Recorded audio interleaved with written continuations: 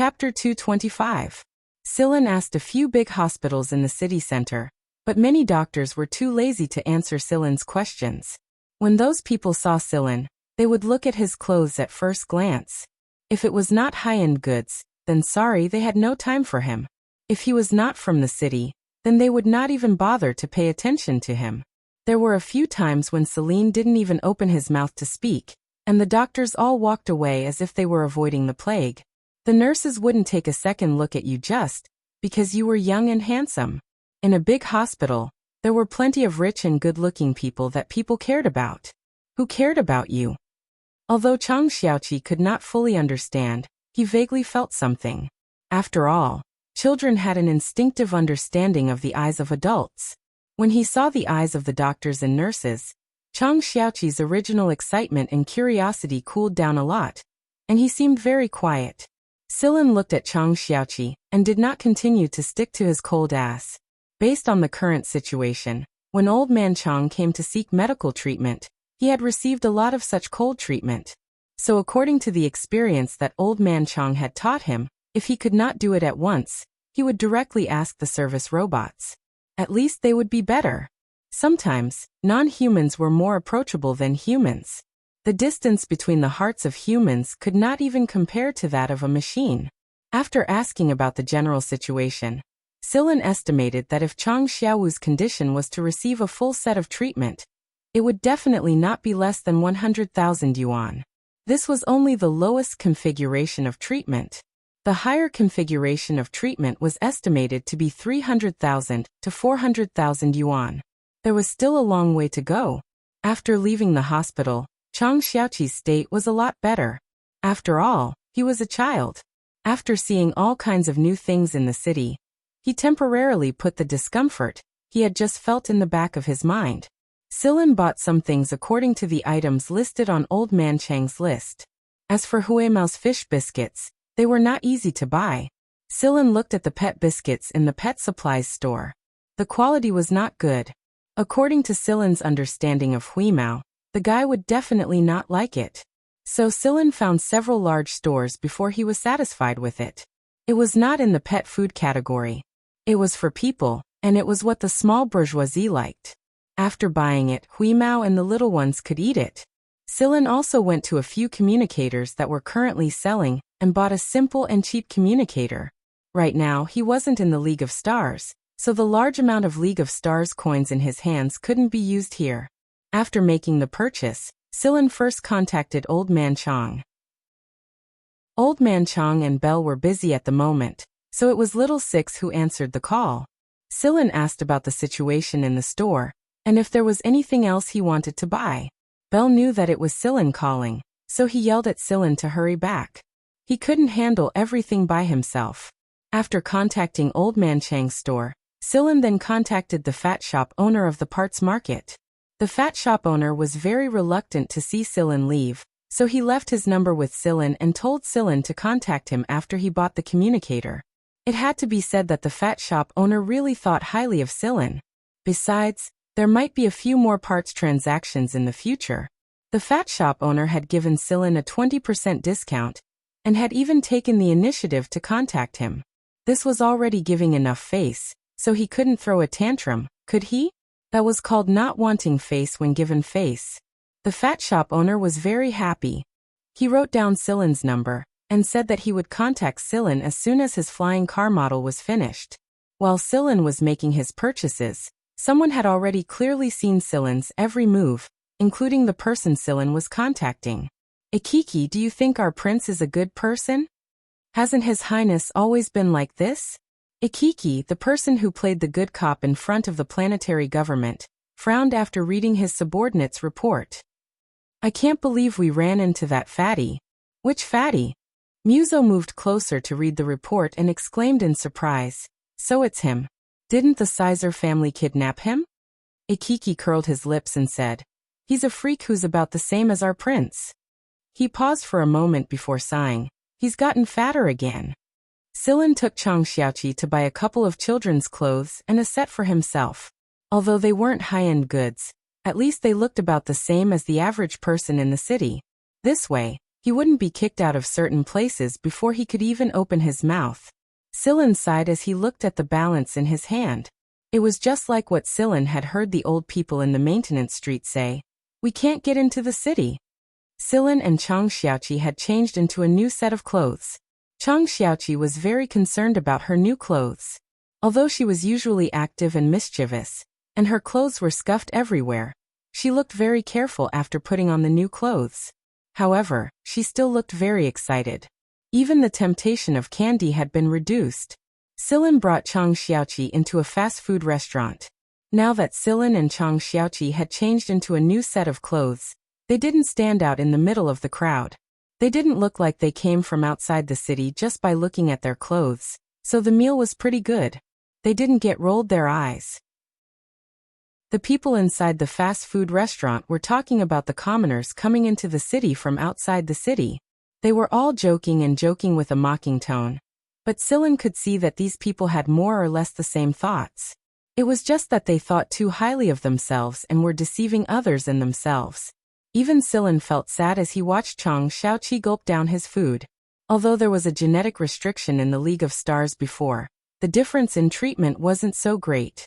Now many of the people in the city couldn't compare to the people outside the city in terms of genetic level, but because their IDs showed that they were from the city, they were a cut above others. Shaking his head, Silen got rid of those chaotic thoughts and finished the food in front of him. After Chang Xiaoqi finished eating, Silen and Chang Xiaoqi set off on their way back. When they returned to the maintenance street, they saw a long queue in front of the shop from afar. Silen, come help me. My arms are so sore. Belle had just finished repairing a flying car, and was about to give it a back massage when he saw Silen. He became excited and waved at him as if he had seen his savior. Chang Xiaolu and Chang Xiaoba, who had been handing parts to Old Man Chang, threw the parts away and ran out. Old Man Chang shook his head. Huh. New clothes. I've seen it before. It's a brand from the city. This brand isn't anything special in the city. It's not expensive. Even if it's not expensive, it's still from the city. The people waiting in the queue discussed among themselves. Some people who had never been to the city in their lives thought to themselves, let's go to the city after the car is repaired. Isn't it just a small amount of money? I'll harden my heart. Even if I don't get the appreciation of the nobles, I'll have something to brag about in the city. With something to brag about, I'll feel better than those who don't know anything and haven't even been to the city. When Chang Xiaolu and Chang Xiaoba heard that Silen had new clothes from the city, they looked at Old Man Chang eagerly. Old Man Chang smiled bitterly and waved his hand. Go. Thank you, Grandpa. The two kids took the bags of clothes from Silen's hands and ran upstairs. Silen handed a bag to Chang Xiaowu, who was lying on the recliner. It's yours. Go take a look. Huimao had already gone to eat the fish biscuits. Chang Xiaowu actually didn't have much of an emotional reaction to the new clothes. However, when he saw little 6, little 7, and little 8 going upstairs, he took the bag from Silen's hands, thanked him and went upstairs. All right, let's get to work. Silen stretched his limbs and began the repair. It was another busy day, but also a day of harvest. At night, Huimao lay lazily beside Silen and licked his paws. Chang Xiaowu had already fallen asleep. During this period of teaching, Chang Xiaowu's understanding of some complex programs had satisfied Huimao. It was rare to meet a human with a good brain, so Huimao didn't have high expectations. Today's fish biscuits are not bad, Huimao said with a satisfied tone. Silen pinched Huimao's ear and flicked it. You have the nerve to say that? I worked my ass off to earn money, but that bag of food cost you 1/10 of it. Huimao patted Silen's hand with his paw. I also contributed to this. The kid you asked me to keep an eye on really isn't simple. Oh. Tell me about it. Silen already felt that Belle was different from the others. He dressed like the people here, didn't have the arrogant attitude of the city dwellers, and acted shamelessly. At first glance, he looked more like a local. But Silen still felt that there was something off about the kid. Something very, very wrong. That was why Silen had asked Huimao to keep an eye on Belle on the first day Belle arrived. Both the communicator and the surveillance device were Huimao's eyes and ears. Belle didn't use it in front of others, but he did in private. This was one of the ways Huimao got to know about Belle. That kid's communicator is pretty advanced. Even the surveillance devices at the waterway might not be able to detect it. But humph, it can't escape my ears. Huimao said proudly.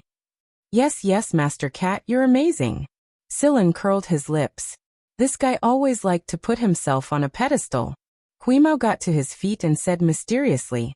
Do you know who that kid is? Meow. I didn't know he was hiding his strength so well. I thought he was just a local. But it turns out he's a descendant of one of the 3 royal families, the Flaming Eagle Falvig. They call him His Highness. Sillin wasn't surprised because he was mentally prepared for what Wheeze was going to say. However, Wheeze's next words changed Sillin's impression of the prince who traveled incognito to experience the life of the lower classes.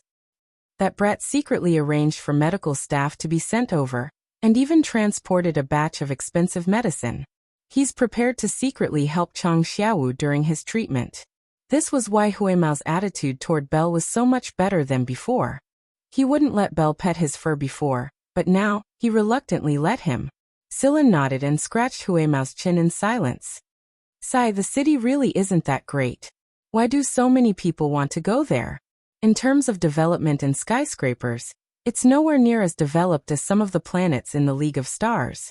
Huimao couldn't understand the attitude people had toward the city. Humans really were creatures with complicated emotions. Sillin smiled at Huimao's words. It's different here, but it's just a small planet that's not very developed. We'll know when we visit the capital of the Miss Bodhisattva Empire. All right. Huimao narrowed his eyes and started imagining the scenery of the capital. Suddenly, Huimao's ears twitched and he opened his eyes. That kid is contacting the people in the city again, but they're all about you, Sillin didn't interrupt Huimao, who was listening attentively.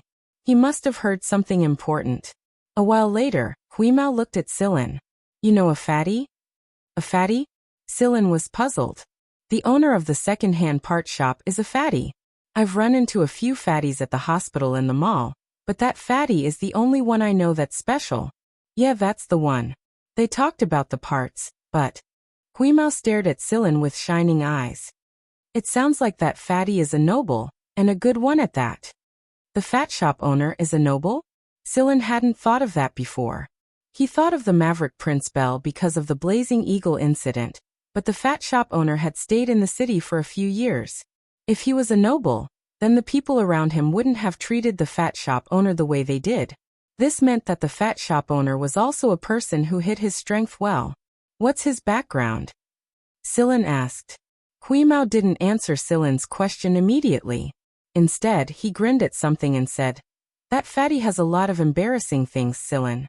According to the people over there, the fatty's family, the Sizer family, is a great noble. Every once in a while, they would tie him up like a pig and bring him back home at night. His family almost razed his shop to the ground a couple of times. Oh wait, they almost razed the entire parts market. Sillin knew a bit about the Sizer family. He had seen it on TV before. A family name that could be heard even in a small place like this meant that this noble family had a lot of influence in the entire Miss Bodhisattva Empire. Even if it couldn't compare to the Emperor and the 3 Kings, it was still not something a small noble could compare to. Also, the fact that the Sizer family had sent people all this way to kidnap him meant that the fat shop owner's status in the Sizer family wasn't low. There are crouching tigers and hidden dragons in this small place. Huimao's eyes lit up. Of course.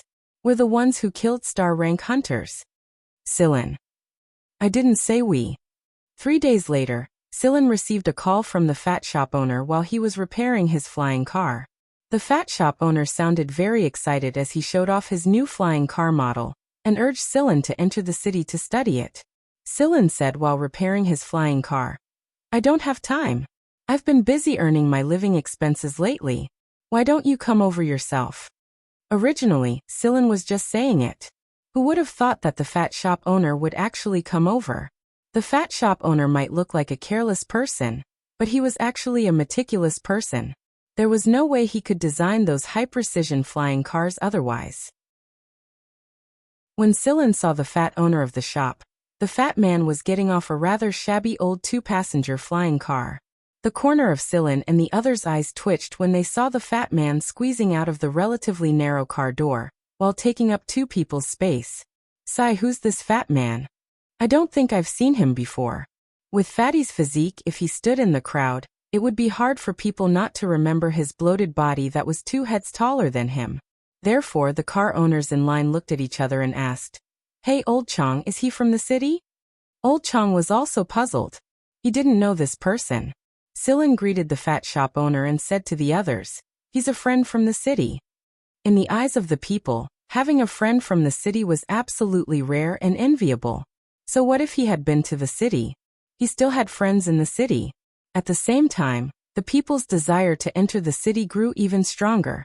It was estimated that the next day, there would be news that a silly kid had met a friend from the city after entering the city, and the friend had specially come from the city to see him. The triplets worked together to move a big chair for the fat shop owner, but when the fat shop owner sat down, they couldn't help but worry if the chair could withstand the fat shop owner's weight. Huimao squatted on the high platform and looked down at the people below. Damn, these two nobles don't even know each other. The fat shop owner saw that both Sillin and Bell were busy, so he didn't disturb them. Instead, he just watched from the side. Others might think that Sillin and Bell were skilled in their maintenance, but the fat shop owner was an expert in this field. His eyes glowed and he was overjoyed. Who would have thought that there would be a capable person like Sillin and another capable person here? He had never seen such experts in the city before. Now that he had met 2 of them, this trip was definitely worth it. The triplets felt a chill run down their spines when they saw the fat on the fat shop owner's face jiggling. They all took a step back. Noticing that the triplets were avoiding him, the fat shop owner put on a kind smile and asked, "Little friends, do you like flying cars?" Although he didn't know what the fat shop owner's goal was, who wouldn't like flying cars? The triplets nodded in unison. The fat on the fat shop owner's face became even deeper because of his smile. He took out a palm-sized device and fiddled with it for a bit, then looked at the flying car parked outside. The triplets also looked over, and when they saw it, they almost drooled. The windows of the shop owner's car opened automatically, and 4 mini flying cars the size of an adult's palm flew out. Each of them flew in front of Little 5, Little 6, Little 7, and Little 8. Flying car toys. The eyes of the people lining up outside lit up. Look, their friends from the city even brought flying car toys. That was a flying car toy. A flying car toy that could actually fly. It couldn't be sold in this area. With Sillin's nod and Old Man Chang's permission, the 4 finally got on the flying car. It wasn't just the triplets. Little 5 was quite fond of the toys as well. The more he came into contact with programs, the more fascinated he became with machines, not to mention this kind of toy that had very high requirements for parts and programs.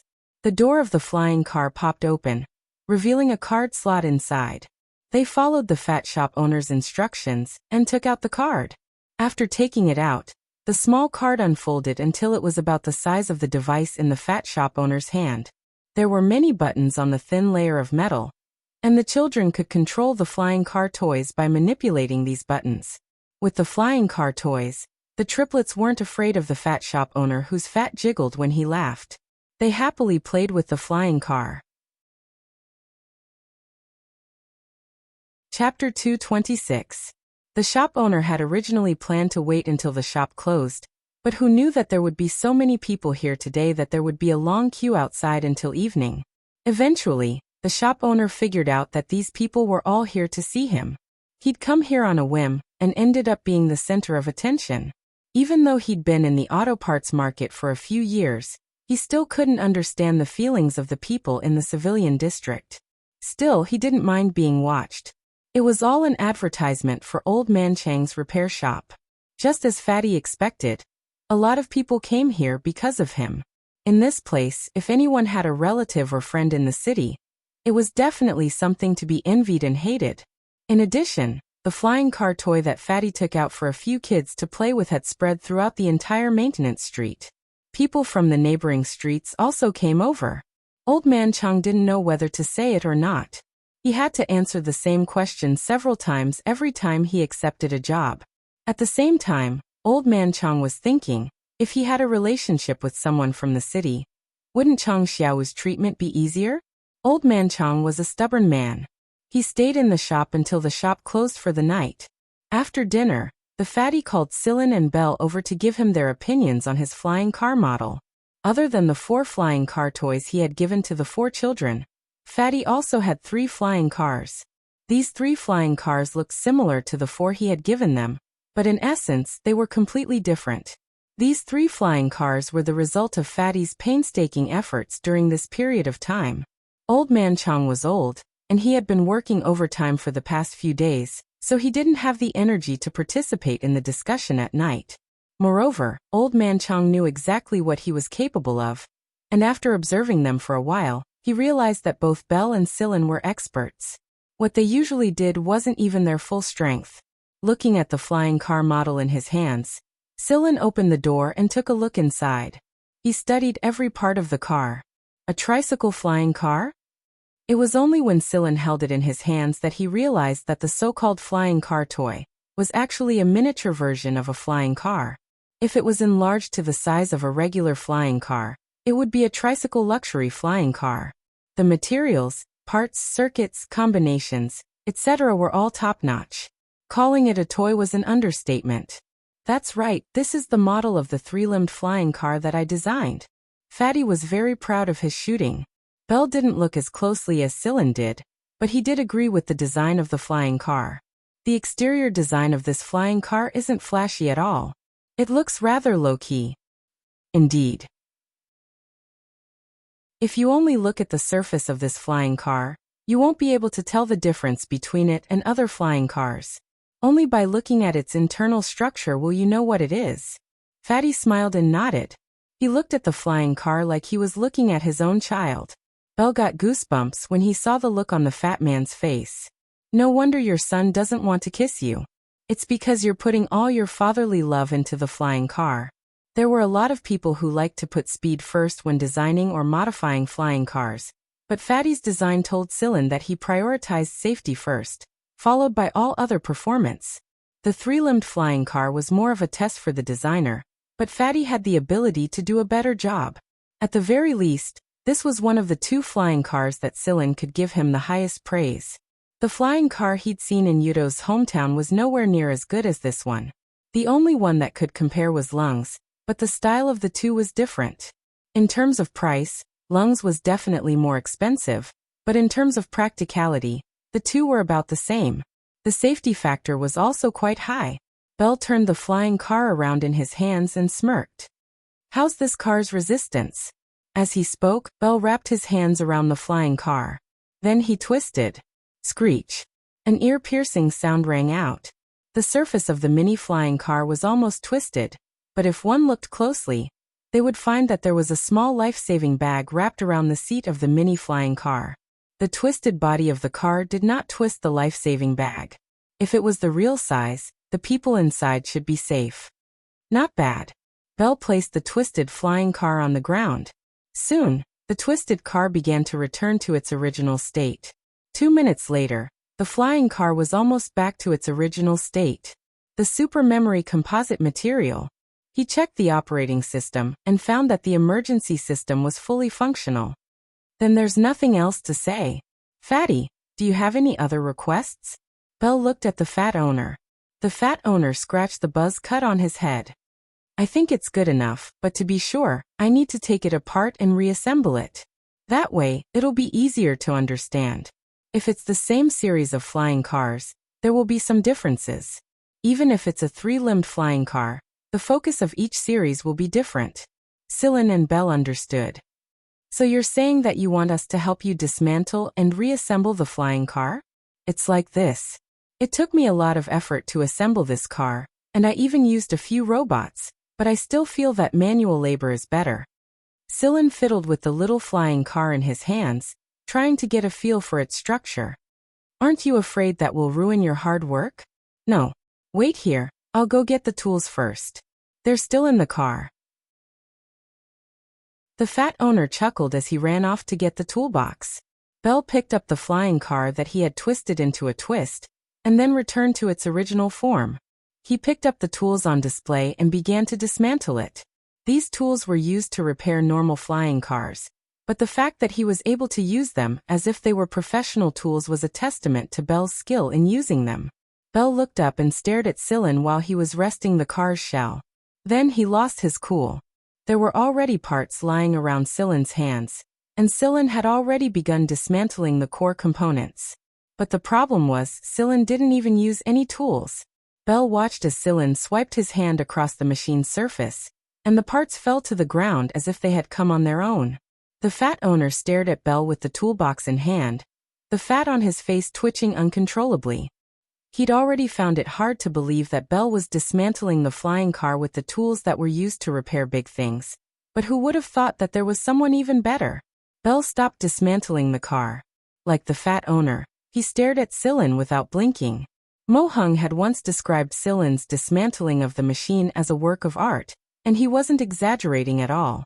Laymen would find it miraculous, but those who knew the ropes would find it heaven-defying.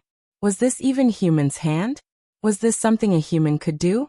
Hui Mao, who was sprawled lazily on the rack, yawned as he watched the three of them. Pfft, what a fuss. When Sillin was done dismantling the car, Bell looked at the time. What the hell? 10 minutes. Bell would have taken at least half an hour to completely dismantle the flying car. Wouldn't he? That was an extraordinary performance, but why did this kid seem to be able to complete it so easily?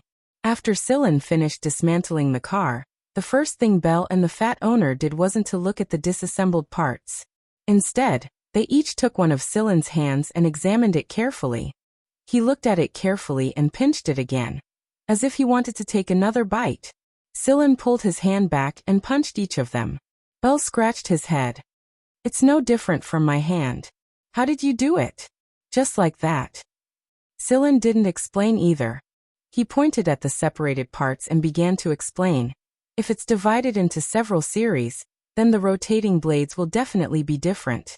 The ratio of rotating blades to propellers in the air is slightly larger, and the proportion of materials that can resist water pressure is too large. Therefore, the more aquatic series will definitely lag behind the more aerial series in the air. Sillin drew their attention to the flying car, and began discussing the different configurations of the different series. The fat owner stopped worrying about Sillin's hand and started taking notes. By the time the three of them were done talking, the sky was already bright.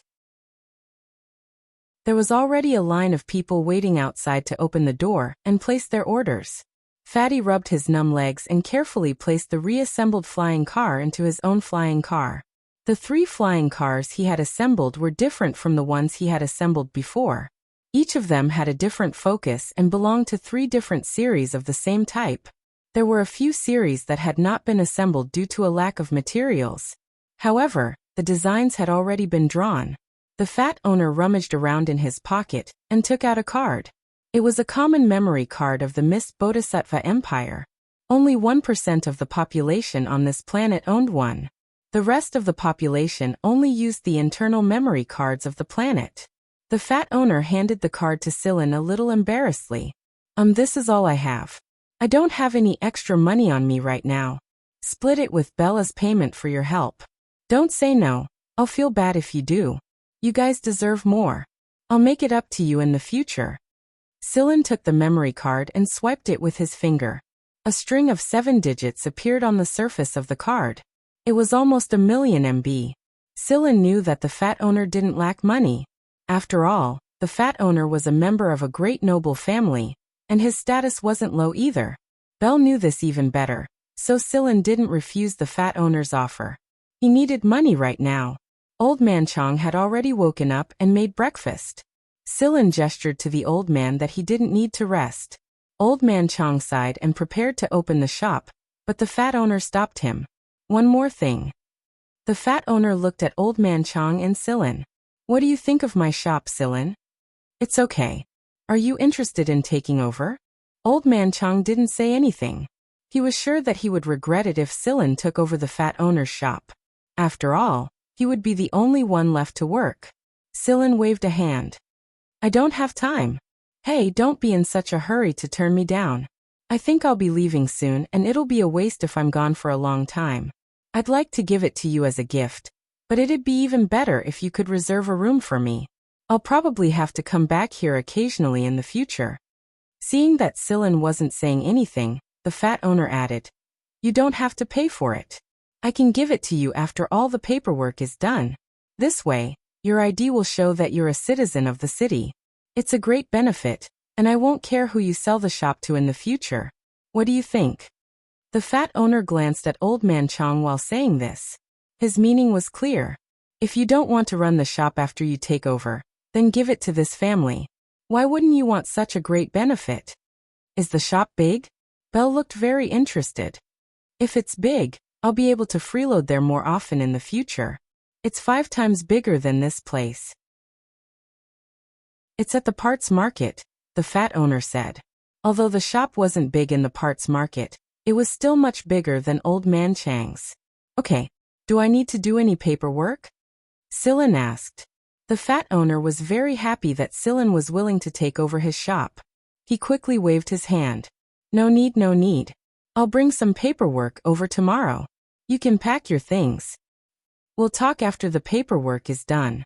For now, the business needs to continue. The fat owner didn't stay for breakfast. He left in a hurry. The people waiting in line outside were all talking when they saw the fat owner come out. Look, it's that fat owner from the city. That fat owner stayed the night. Looks like they're pretty close. Yeah, Old Man Chong and the others are really something. Old Man Chong wasn't in the mood to think about the people talking about him. His mind was a mess. After another busy day, Sillin discussed his idea with Old Man Chong during dinner. Sillin himself wouldn't be staying on this planet for long, so if he left the shop to Old Man Chong to manage, he would have a place to settle down in the future. Also, this way, Old Man Chong and his family's identification could be changed to citizens of the city. With this change, they'd be able to get better treatment at the hospital. The treatment at the hospital depended on the person. Well, Sillin, Old Man Chong felt a little guilty. You saved my life and Weeza's. Without you, I might have been left to fend for myself in space. Also, Little Five needs to get treated as soon as possible. That's when the chances of success are the highest. Belle didn't ask for the money for Carrie's noodles. He said that he didn't help much, and that Sillin was the one who did all the work. There was something that Belle didn't say, but Sillin understood. How could a prince of the royal family lack money? $1 million was probably less than the price of a flying car for them. The next day after Sillin and Old Man Chong came to an agreement, he didn't open the shop for business. Instead, he planned for Little Five's treatment. However, the fat shopkeeper didn't show up. Instead, it was a young man in his 20s. The young man looked like he came from an extraordinary background. Be it his attire or his temperament, he was far superior to the common folk in the city. Sillin thinks that he was Tsijiu. However, this man was a lot more reserved than Tsijiu, unlike Tsijiu, who always showed off his arrogance and dominance. The car the young man was driving was quite eye-catching in the area. It was obvious that it was expensive. As soon as he stopped in front of the shop, the people who were gathered there immediately gave way. Which one of you is Sillin? The young man asked. The tone of his voice was that of someone in a high position who often gave orders. However, when his eyes landed on Belle, his gaze paused for a moment. It was different from the way he looked at the others. I am. Sillin stepped forward. The young man didn't say anything else. He took out a file and tossed it to Sillin. This is the transfer document for the shop. All the paperwork has been completed. Here's your new identification card. Sillin opened the bag and confirmed that everything had been done. Logically speaking, a single day was definitely not enough time to complete an ID, let alone an ID that was transferred from outside the city to inside the city. It would take at least half a year to complete. It was easy to get things done with power. After tossing the file to Sillin, the young man didn't want to stay any longer. Before he left, Sillin asked, "Where's the shopkeeper?" The young man didn't even look back as he walked towards the flying car. He went home. This meant that the young man was a relative of the fat shopkeeper. If the fat shopkeeper was a little thinner, he would look a lot like this young man. It was rare that the shop wasn't open for business today. Sillin and Belle went to the city and saw that the shop was in good condition. However, the rooms inside were all empty. Not a single bedroom had anything in it. He's really gone. Bell knew that his son had forcefully kidnapped the fat man and brought him back to the mansion. So should we move in tomorrow? As soon as possible. Sillin didn't return immediately. Instead, he bought some furniture. The layout of this place was similar to Old Man Chang's. It was a shop on the ground floor and a house on the top. However, this place was much bigger. After buying the furniture and decorating the bedrooms, there were kitchen tools that hadn't been moved away, so there was no need to buy new ones. Judging from the fat shopkeeper's appearance, the kitchenware hadn't been used much. They were clearly from 2 years ago, but they looked brand new. At the very least, Old Man Chang's family would be a lot safer here. Sillin didn't believe that the old foxes of the planetary government didn't know what was going on here. However, the fat shopkeeper from the Sizer family was only part of the picture. The bigger picture was yet to come. Who would dare touch this shop when a member of the royal family, one of the 3 kings, was here? When Sillin and Bell returned, Old Man Chang looked very excited. It wasn't because of the shop, but because of Chong San and Chong Si. Chong San and Chong Si had received an acceptance letter from a famous school on another planet. They were officially accepted after passing the adaptation period. It was no wonder that Old Man Chong was so excited. The fact that they were accepted meant that Chong San and Chong Si's development was no longer limited to this small planet. They had much more room to grow and see the wider world. It was a double blessing. They had contacted the hospital where Chang Xiaowu was being treated. Old Man Chong felt that there was something wrong with the hospital. It wasn't that the hospital wasn't good, but that it was too good. This puzzled Old Man Chong a lot. But the most important thing right now was to treat Chang Xiaowu. Little Five's illness could be dealt with later. Bell had already taken care of everything at the hospital. The people involved would put in more effort as well. Old Man Chong would stay in the hospital for now. He would return to the shop after Little Five had fully recovered. Sillin and Bell were the ones who took care of the shop. Bell was sitting inside the shop and checking the time. It was almost a month now. Sigh, it's so damn fast. Chapter 227. Although they had a new shop, the old one in the civilian district was still unsold. They would have to wait for Old Chang's return to decide what to do next. Right now, Chang Xiaowu was recovering from his full surgery. Sillin would replace him every 2 days so that Old Man Chang could rest a little longer. Pets were prohibited in the hospital, but Huimao was openly chewing fish biscuits and chatting away with Chang Xiaowu. The doctors and nurses acted as if they were blind and didn't notice him at all.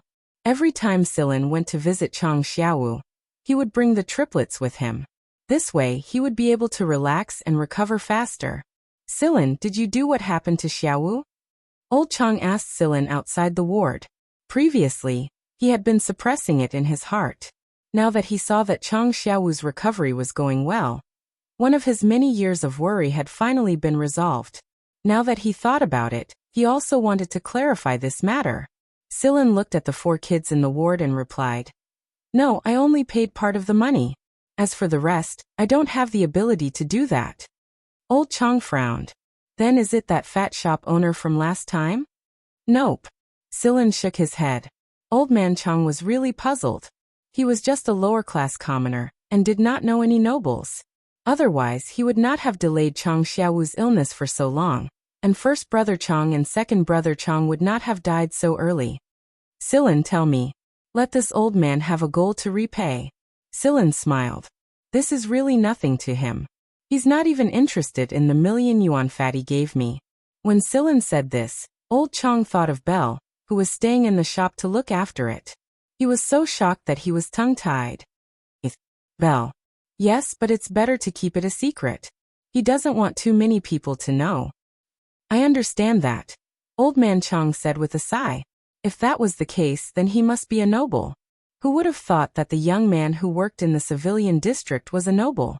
People were right. A noble's thoughts couldn't be judged with common sense.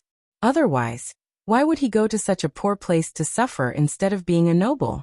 Bell was completely unaware of the conversation between Sillin and Old Chang. However, he didn't care if Sillin and the others found out about Chang Xiaowu. The month was almost up, and it was time for him to leave and search for his next target. Bell yawned. The 2 service robots were enough to sell the parts. He was just taking a nap and thinking about his future plans. He wouldn't go back even if he was beaten to death. It wasn't easy for him to wander this far, so he had to experience it to his heart's content. Otherwise, if he was caught by his father, it would be difficult for him to come out again. He wasn't like that fatty Caesar Fleeca. Fleeca was the chief designer and senior manager of a huge family business, so it was only a matter of time before he was kidnapped. Belle, on the other hand, was empty-handed. Freedom was a goddamn good thing. Regardless of whether Belle's concept of freedom was correct or not, right now he was indeed as carefree as that fat beaver Laika. Belle couldn't think of a good place to go. His two friends were busy with their own things. Mn. Oleganuo sacrificed himself for his brother and didn't escape. As for Zhen Xingming, needless to say, that bastard was definitely flirting with girls. At that time, when the three of them had made up their minds to escape, according to the usual practice, they had to draw lots to choose who would bring up the rear. Thus Oleganuo, the unlucky one, had to bring up the rear. Sigh, this child's luck was really bad. Before he could escape, he was dragged back by his father and thrown into the army for training. He was told that he couldn't be sloppy, and that he needed to have a strong willpower. Willpower, my ass, even if that fellow was trained 1,000 times, he still wouldn't be able to stand properly or sit properly. While Belle was deep in thought, Sillin had returned with the three little ones. Sillin spent 100,000 RMB to buy a flying car for ease of travel in the city. This kind of flying car was considered a common car in the city, and those who were slightly better off would buy a higher grade one. However, there was no way it could compare to Sillin's car in terms of safety. Sillin's flying car was modified by him, and it was much safer than before. Every time he visited Chang Xiaowu at the hospital, Sillin would drive the triplets there. This way he wouldn't have to fight for a taxi. Is Xiaowu alright? Belle asked. Judging from Sillin and the others' expressions, Chang Xiaowu should be recovering well. He's doing well. The third recovery stage has begun, and he should be able to leave the hospital in 5 days. Sillin said after he parked the car. Have you decided on your future plans? Sillin asked when he saw Belle's worried face. Of course I am. Belle rubbed his chin like a resentful wife. Sillin pursed his lips and ignored him. He went to organize the spare parts. Although he had taken over Fatty's spare parts shop, there was still space in the shop. If he wanted to sell spare parts, 2 service robots would suffice. Furthermore, Chang Han would probably be bored out of his mind when the time came, so he cleared out a space to be used as a repair point. From time to time, he would be able to accept 2 repair orders. Of course, the final decision was still up to Old Man Chang. Sillin only cleared out the space. Hey Sillin, what are you going to do? Stay here and look after the shop for them? Belle came over and asked. Even though he hadn't known Sillin for long, Belle believed that Sillin wouldn't stay here forever. Sillin drank a glass of water and said, I don't have anywhere else to go. This is the only place I can stay. But once Xiaowu's condition stabilizes, I'll leave and visit Chang 3 and Chang 4 on their behalf. After we moved here, Old Man Chang contacted Chang 3 and Chang 4, and told them the address and contact number of the new shop. The signal was much better in the city, and the video chat was much smoother. Both Chang Little 3 and Chang Little 4 had seen Sillin and the gray cat in the video before. The cost of interplanetary communication wasn't something ordinary people could afford, so in order to save money, they would only contact each other once every 30 to 50 days. As for those who didn't get along with their families, they wouldn't contact each other even once in a few years. After their living conditions improved, Old Man Chang couldn't wait to contact each other every few days. If it wasn't for Chang Xiaowu, Old Man Chang would have stayed by his communicator every day. But now that he had gotten his new ID, it was time to update some of Chang 3 and Chang 4's information, and mail the relevant documents to them. Sillin planned to bring them along with him when the time came. Okay. Belle's eyes lit up. I'll go with you and see if there are any good job opportunities.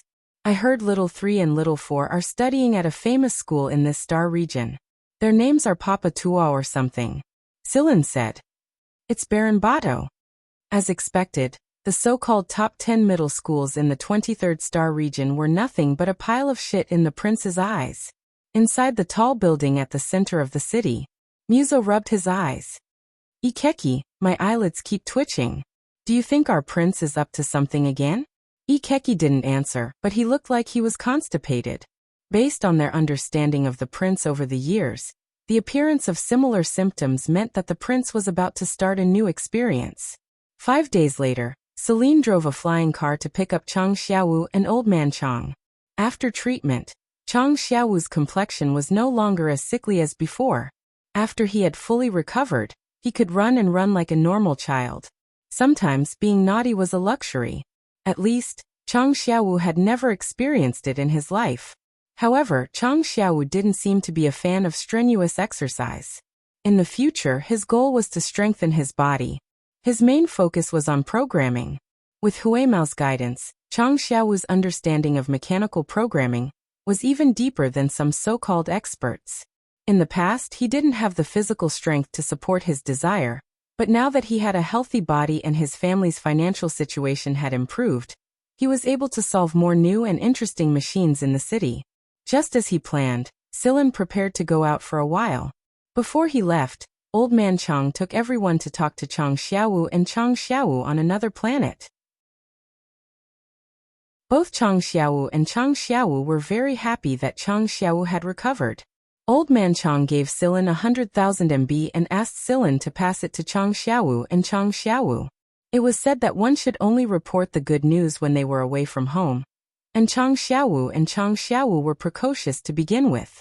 Even if they were wronged, they wouldn't tell their families. However, Old Man Chang felt sad when he saw that the two children had lost even more weight. He was still smiling during the call, but tears were streaming down his face after the call. Right now, Old Man Chang only had 120,000 MB in his hands. He didn't ask Silan to pay for Chang Xiaowu's treatment in full. The shop had stabilized anyway, and the 20,000 MB he had was more than enough to support him and the children's daily lives.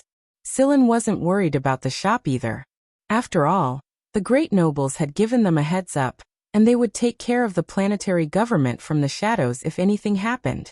2 days had passed since Belle's original 30 days, but he still stayed behind and waited for Silan to set off with him. He wanted to see the schools that were different from the ones in the imperial capital. In fact, he was thinking of finding a free job at the school and reminiscing about his youth. No one doubted Silan's new identity. It was a proof of identity personally made by a great noble, and there was no way it could be faked. This way, Silan wouldn't have to worry about his identity no matter where he went. It was a good thing. Therefore, Silan, the gray cat, and Vilal left this inconspicuous little planet in the vast star region. They headed for a relatively well-developed area in the 23rd star region of the Empire, and that was where the Baron Bader Intermediate Education School was located. On the same day that Silan and Belle left, Flaming Eagle Fulvig's people also left the planet to chase after their prince. Without a personal spaceplane or a starship, Silan and Belle had no choice but to buy tickets and board a passenger starship. As for Wheeze, it had already found a place to sleep, and it would only come out when it reached its destination. It didn't want to be locked up with those stupid pets. Once again riding on a passenger starship, Silan thought back to the time he met Diaz. Things were still the same, but he was no longer the man. He wondered how the League of Stars was doing. There was bound to be chaos after Osculos's death, but it was hard to say how big or small the chaos would be.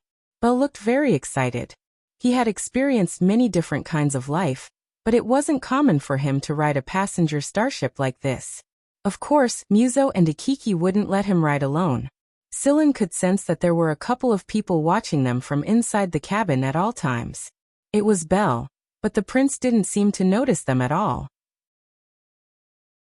He kept talking to himself while flipping through the star map of this star region, trying to learn more about Balan-Bator, and see if there were any ideal positions for him to take.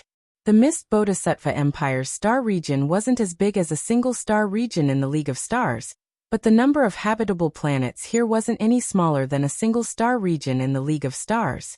If the League of Stars was divided into 3 upper star regions, 10 free trade zones, and 13 backward star regions, then the Mist Bodhisattva Empire's star regions weren't divided like that. Although some star regions were more developed than others, There weren't too many differences in development between star regions other than the imperial capital and the three kings' main forces. In fact, the gap between the rich and the poor in each star region was huge. Sillin had already experienced this kind of strict hierarchy when he was on that small planet. The planets around Baron Bader Intermediate were doing very well. At the very least, Old Chang's planet couldn't compare. These planets were about as developed as some of the planets in the League of Stars' 10 free trade zones. Baron Bader Intermediate Education School was one of the top 10 middle education schools in the Star region. It wasn't a higher education school, so it couldn't reach the scale of a higher education school. Even so, Baron Bader Intermediate Education School only took up a tenth of the Star region. The fact that a school could take up a tenth of the Star region was a testament to its status. That was why the planet was named Planet Baron Bader. When Sillin and Belle walked out of Baron Bader Intermediate's port, Huimao had been crouching on top of a lamppost waiting for them for a long time. Belle had seen Huimao's uniqueness many times. He still had claw marks on his arm from when he fought Huimao for fish biscuits. It's easy to find Baron Bader Intermediate Education School. It's a little far from the central port, but there's a direct train to the school, Belle said happily. He had already done his research on the transportation system. After filling their stomachs at a restaurant near the port, they boarded the train to Baron Bader Intermediate Education School. Belle was happy to start planning a new goal, but Muzo and Ikech were itching to punch the ground. Their prince wanted to take up an idle position here, so the order he gave them was to keep a low profile. What did it mean to keep a low profile? As nobles, even if they wanted to keep a low profile, they didn't like to hide. Belle, of course, was an exception. After some discussion, Muzo and Ikech decided to stay in Baron Bader Intermediate Education School for a while under the pretext of selecting talents with potential. As for the number of talents with potential that could be selected, or if not a single one could be selected, it would depend on the strength of the students in Baron Bader. If you could satisfy Muzo and Ikiki, congratulations, child. You've struck it rich. If you're not satisfied, even if the principal of Baron Bader and the head of the planet's government came to curry favor with you, I'm sorry, I'm not happy. I won't accept you even if you lick my feet. It wasn't that easy to enter the circle of Blazing Eagle royalty. It had to be said that the logo of the Blazing Eagle was too crazy. The moment the logo of the Blazing Eagle appeared, the people from the planet Baron Bader government began to take action. The teachers and students of the Baron Bader school smelled blood and began to show their best side. The planet's attention was instantly drawn away by Muzo and Ikech. In comparison, Belle and the rest of the people looked pretty mundane. If it was before, the people on the bus would have asked if you were new and why you came to Baron Bader Intermediate Education School. But today, everyone was talking about the same thing. They heard that the Blazing Eagle royalty had arrived, and there were rumors, and there were rumors, and there were rumors, and there were rumors. Sillin was puzzled. The Blazing Eagles had only just arrived, didn't they? Were they already on steroids in just a short while? He had to admit that Sillin had underestimated the charm of the royalty. Sillin looked at the man beside him who was drooling while sleeping with his eyes closed, and who was chuckling stupidly. He couldn't tell what he was dreaming of, and Sillin was starting to understand the feelings of the people following behind the prince a little. Sillin had never received a proper intermediate education, and he hadn't even finished the higher education he received at Seven Lights. That was why Sillin was a little curious when he saw the situation inside Baron Bader Intermediate Education School. It was an intermediate education after all, and the students inside the school were between 10 and 20 years old. Most of the boys and girls were around 15 to 16 years old. It was the age of unrest. There was a uniform in the school, unlike in higher education, where there was freedom of dress. However, even if they wore the uniform, there was still a big difference between rich and poor students. As far as the eye could see, some of the girls had jeweled hairpins on their heads, glittering necklaces around their necks, and various patterns decorated their fingernails. On the other hand, some of the students appeared very plain. They did not have colorful hairpins or jeweled necklaces. Perhaps it was because they had been bullied for a long time that they did not dare to look others in the eye. That being said, there were also some students from poor families who chose a different style, just like the ones in front of them. The moment Sillin and Belle walked into Baron Bader Intermediate's campus, they immediately witnessed a battle between the rich and the poor. The two groups of people looked at each other in disgust. One side was biased towards individual combat power, while the other was biased towards the equipment they carried. There were a lot of hecklers around them, and some of the teachers were already used to this kind of situation. They could even recognize the name of the leading student. The school's security guards didn't rush forward to stop the fight immediately. They were probably waiting for the fight to be over before stopping it. Sillin and Belle weren't in a hurry to find Chong Little 3 and Chong Little 4 either. The two simple-mindedly found a shady spot to sit down and enjoy their drinks while watching the fight. Chapter 228. Holy shit, that kid actually broke the KJ-350 composite gun in half. Belle commented from time to time as he watched the fight with great interest. Sillin didn't say anything, but he was also paying attention to the discussions around him. Most of the time, the information provided by the bystanders was far better than the information provided by the main character. It didn't take long for Sillin to figure out why the two sides were fighting. It was because of the noble Blazing Hawk. When the Blazing Hawk Falvig's men arrived on the planet, everyone on the planet knew about it through the Advanced Communication Network. Everyone on the planet was already on the move. Be it the lesser nobles who wanted to curry favor with the Blazing Hawks or the commoners who craved recognition, they were all making preparations. Of course, Baron Bader Academy paid close attention to this news, so the students were already asking around for information. Because of the arrival of the Blazing Eagles, the competition between the two sides became even more intense. The nobles said that the commoners were delusional, but the commoners quickly retaliated.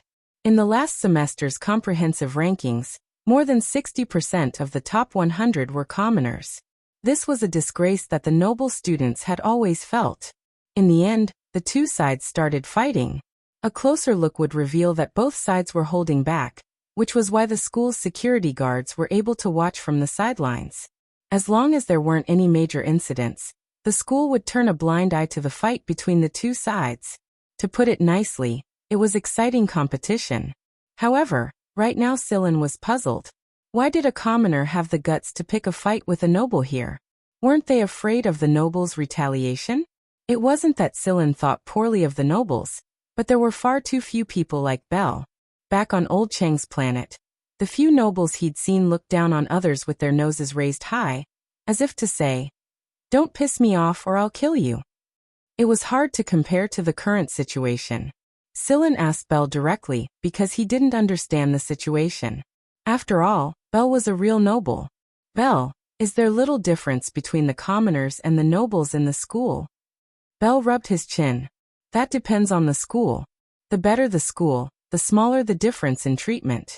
As for Baron Bader, although I've never heard of it before, according to the materials, since it's ranked in the top 10 in this star region, it has the ability to reduce the difference in treatment between civilians and nobles. After all, Baron Bader once produced an honorary scholar of the RES, and it's possible that the honorary scholar will be promoted to an academician of the RES soon." Belle smacked his lips and tossed the empty bottle into the trash can. That honorary scholar is from the 23rd sector of the Empire.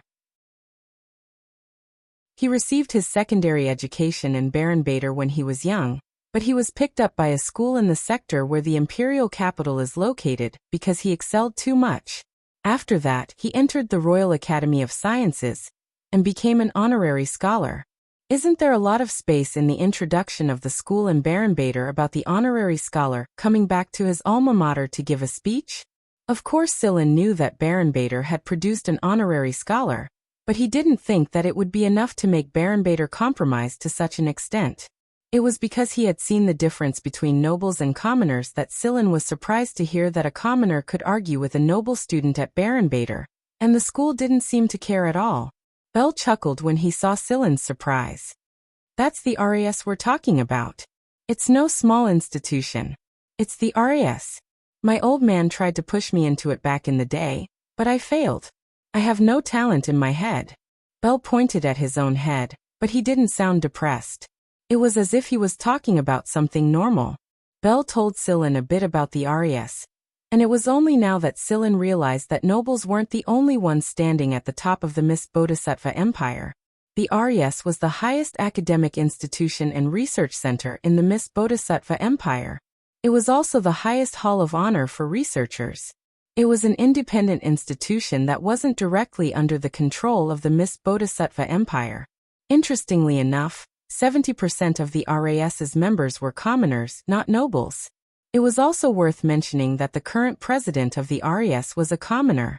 This alone was enough to force some nobles to think carefully when dealing with certain issues. Anyone who could enter the RAS was no weaker than some mid-level nobles, especially the few veteran researchers. Even the royal family had to be polite to them. After all, they played an important role in the Mist Bodhisattva Empire's development. The RAS was the authority of academia, just like the League of Stars' League of Stars Research Institute. The RAS also had academicians, but academician was an honorary title that recognized a person's academic ability. Although it wasn't divided into several ranks like the League of Stars, the RAS was still divided into two categories: honorary scholar and academician. In the Mist Bodhisattva Empire, the academicians of the RAS had a lot of responsibilities. Aside from their own research projects, they would regularly attend meetings held by the RAS's various departments to discuss recent scientific progress and report on the latest scientific developments. They would also participate in all kinds of academic seminars organized by the RAS's interdisciplinary committees. Sometimes they would accept commissions from noble companies to do research and development work. They would also accept invitations from famous schools to give lectures and give lectures. They would also participate in all kinds of scientific awards and evaluate the overall strength of middle and high-level schools. The Mist Bodhisattva Empire was an empire that worshipped science and knowledge. That was why the academicians of the RAS were highly respected and held high social status. They were no longer commoners or nobles, and they enjoyed special privileges in certain places. In fact, they were even more privileged than some nobles.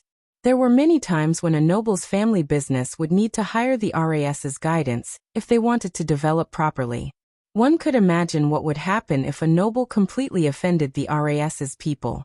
The monarch and the three kings mostly respected the RAS's people. Did your family have more influence than the monarch and the three kings? It didn't matter what kind of society they lived in. People who worshipped academics and devoted themselves to them were all the same. They had their own worldview, and they had their own beliefs no matter who they were facing. The main reason Baron Bader was able to become one of the top 10 academies in the Star region was because they had the right to show off their RAS's honorary scholar. That was why Baron Bader was always looking forward to the appearance of the next honorary scholar. Every year, there would be a few people who were accepted into the Empire's famous higher education schools, but none of them ever made it into the RAS. In fact, every year, the school of Baron Bader invested more effort into the commoners than the nobles. After all, nobles were always at a disadvantage when it came to academic competitions. You couldn't expect those noble students who only knew how to dress up and flirt with girls to do research for you, could you? That was basically impossible. Of course, it wasn't like one group of people could kill a whole group of people. There were many capable people among the nobles, and there were also some who came from noble backgrounds in the academy. After all, the RAS wasn't a place where you could get into just because you had connections. There was no absolute relationship between IQ and character, and there was no absolute relationship between IQ and family background. The better the school, the more peaceful they would be with the commoners. As long as you had the ability, you could enjoy the same treatment as the nobles, or even better. Yo, the fight's almost over, Belle said. Silen looked over. The school's security guards had already gone up to stop the fight. Both sides were bruised and battered, but their injuries weren't serious. At the very least, they weren't life-threatening. By the time both sides had left, the onlookers had mostly left as well. Let's go find little 3 and little 4, Silen said as he stood up and dusted off the grass on his clothes. Belle placed his palm on his forehead and looked around the school buildings. Where are we going to find them? Dormitories? I think they're about to start class.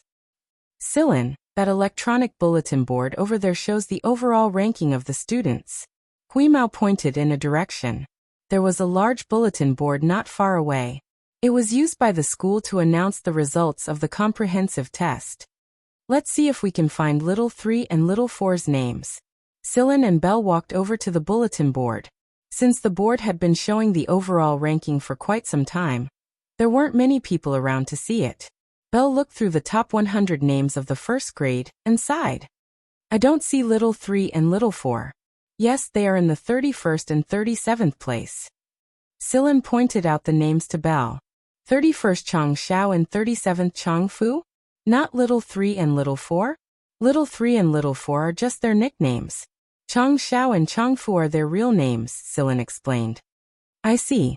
Sillin moved his finger on the control panel below the notice board and pointed at little 3 Chang Xiao and little 4 Chang Fu's names. Their classes, and the location of their classes were displayed. Inside the school's surveillance room, someone said, Huh? There are 2 people checking Chang Xiao and Chang Fu's information today. Speaking of which, aren't Chang Xiao and Chang Fu commoners? All the information recorded on the bulletin board would be displayed in the surveillance room. They are indeed commoners, another person said. They were in the 80s during the entrance test, but now they're in the top 50. They have great potential, but no one has ever checked their information before. The 2 of them didn't pay much attention to it after that. After all, things like this happened all the time, and they were already used to it. On the other side, Belle and Sillin were preparing to go to Chang San and Chang Si's classroom. There were still 2 hours before the end of class, so Sillin and Belle decided to take a look around the school first. The school's environment was pretty good, but there were plenty of young boys and girls in the secluded woods. Most of them were the children of nobles. Belle even went to eavesdrop on them with a perverted look on his face. Sillin's face twitched uncontrollably. So this is the real prince of the Blaze Eagle royal family. If the citizens of Mist Bodhisattva Kingdom were to learn of this prince's behavior, they would definitely be horrified. Huimao jumped back onto Sillin's shoulder after running into the bushes to catch small insects. There was still pollen at the corner of its mouth from eating 2 large butterflies. Licking its paw, it wiped the corner of its mouth and patted Sillin. Let's go, it's going to rain soon. Sillin looked at the sky and saw that clouds were indeed starting to float over. However, it didn't look like it was going to rain. Even though it didn't look like it, Sillin still did as Huimao said. He gestured to Belle and ran to the vending machine to buy 2 umbrellas. He had planned to buy 4, but there were only 2 left in the machine. Even with the rapid advancement of science and technology, these primitive tools hadn't been eliminated yet. Not many changes had been made to them. Many people preferred to use these primitive tools in the rain and experience the world being washed away by the rain. In many places, people couldn't see the rain and nature of nature. As expected, 5 minutes later, the clouds in the sky suddenly grew thicker and the rain began to fall. Some young couples hurriedly abandoned their rendezvous, and some even remotely controlled their flying cars to pick them up. Some of the crazier kids were holding hands and running in the rain, laughing loudly. Belle ran over and caught the umbrella Sillin threw at him. He opened it and cursed. The sky was clear just now, and now it's raining? What kind of shitty weather is this? It's worse than our AF3. AF3? Sillin asked. Belle flicked the water off his hair and raised his chin proudly. He was about to say something when he looked around to make sure no one was around. Then he whispered, I'm studying at the RES-affiliated 3rd Higher Education School, or AF3 for short. What do you think? Jealous? Belle didn't try to hide it. He knew that Sillin had already guessed his identity, so he was more than willing to admit it. Sillin, on the other hand, didn't have much of a reaction. Given Belle's background, it wasn't strange for him to study at a good school. It wasn't hard to imagine how important a school with the prefix RES was compared to other schools. However, why AF3? There's AF1 and AF2 in front of it. Belle curled his lips.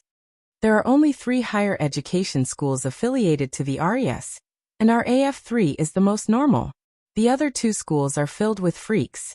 Belle shook the goosebumps on his skin as if he had thought of something terrifying. He turned to Sillin and said seriously, It's true, they're all freaks. If you hear of anyone from AF1 or AF2 in the future, you have to be careful, or you'll end up miserable. Sillin nodded. Got it. Bell didn't talk too much about AF1 or AF2. Instead, he talked about how he and his two bad friends were at AF3. They were the famous three dissolute swordsmen of AF3. They didn't have a lot of good things to say, but they had a ton of bad things to say. Bell was talking excitedly when Sillin asked, "Speaking of which, you're still in higher education, aren't you?" Bell's voice came to an abrupt halt. Ahem, about that. I need to adjust my mindset from time to time. I can't just throw myself into my studies. My brain is small, and I can't take in so many complicated things at once. I have to clear my memory every once in a while. Sillin was amused. You think you're in the right? Of course, Sillin wouldn't comment too much on other people's business. Everyone had their own way of thinking. Bell felt a little awkward. To distract himself, he pointed at Huimao. What's that cat listening to? Sillin looked over. Huimao wasn't even paying attention to their conversation. His ears were perked up as he listened to something intently. From the frequency at which his whiskers moved, Sillin could tell that the cat had found its prey. This guy would move his whiskers at a certain frequency whenever he heard the sound of prey. Sillin flicked Huimao's ears. What did you hear? Huimao smiled sweetly. Frogs. Frogs. Bell's eyes lit up. When I was in AF3, Xingming, Canuo, and I caught frogs and roasted them back at the dorm. They were delicious. Under the eager gaze of a man and a cat, Sillin headed to the place Huimao said had frogs. There was still an hour before Little 3 and Little 4's class ended. They still had time. There was a lotus pond in Baron Bader that was filled with frogs. Unlike normal frogs, these frogs didn't go through a metamorphosis period. In other words, they didn't go through the stage of tadpoles.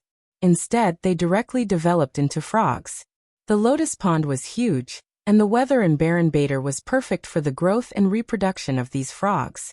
Frogs could be heard croaking most of the year. However, many nobles didn't bother to catch these slimy creatures, and some civilians didn't have the guts to do so.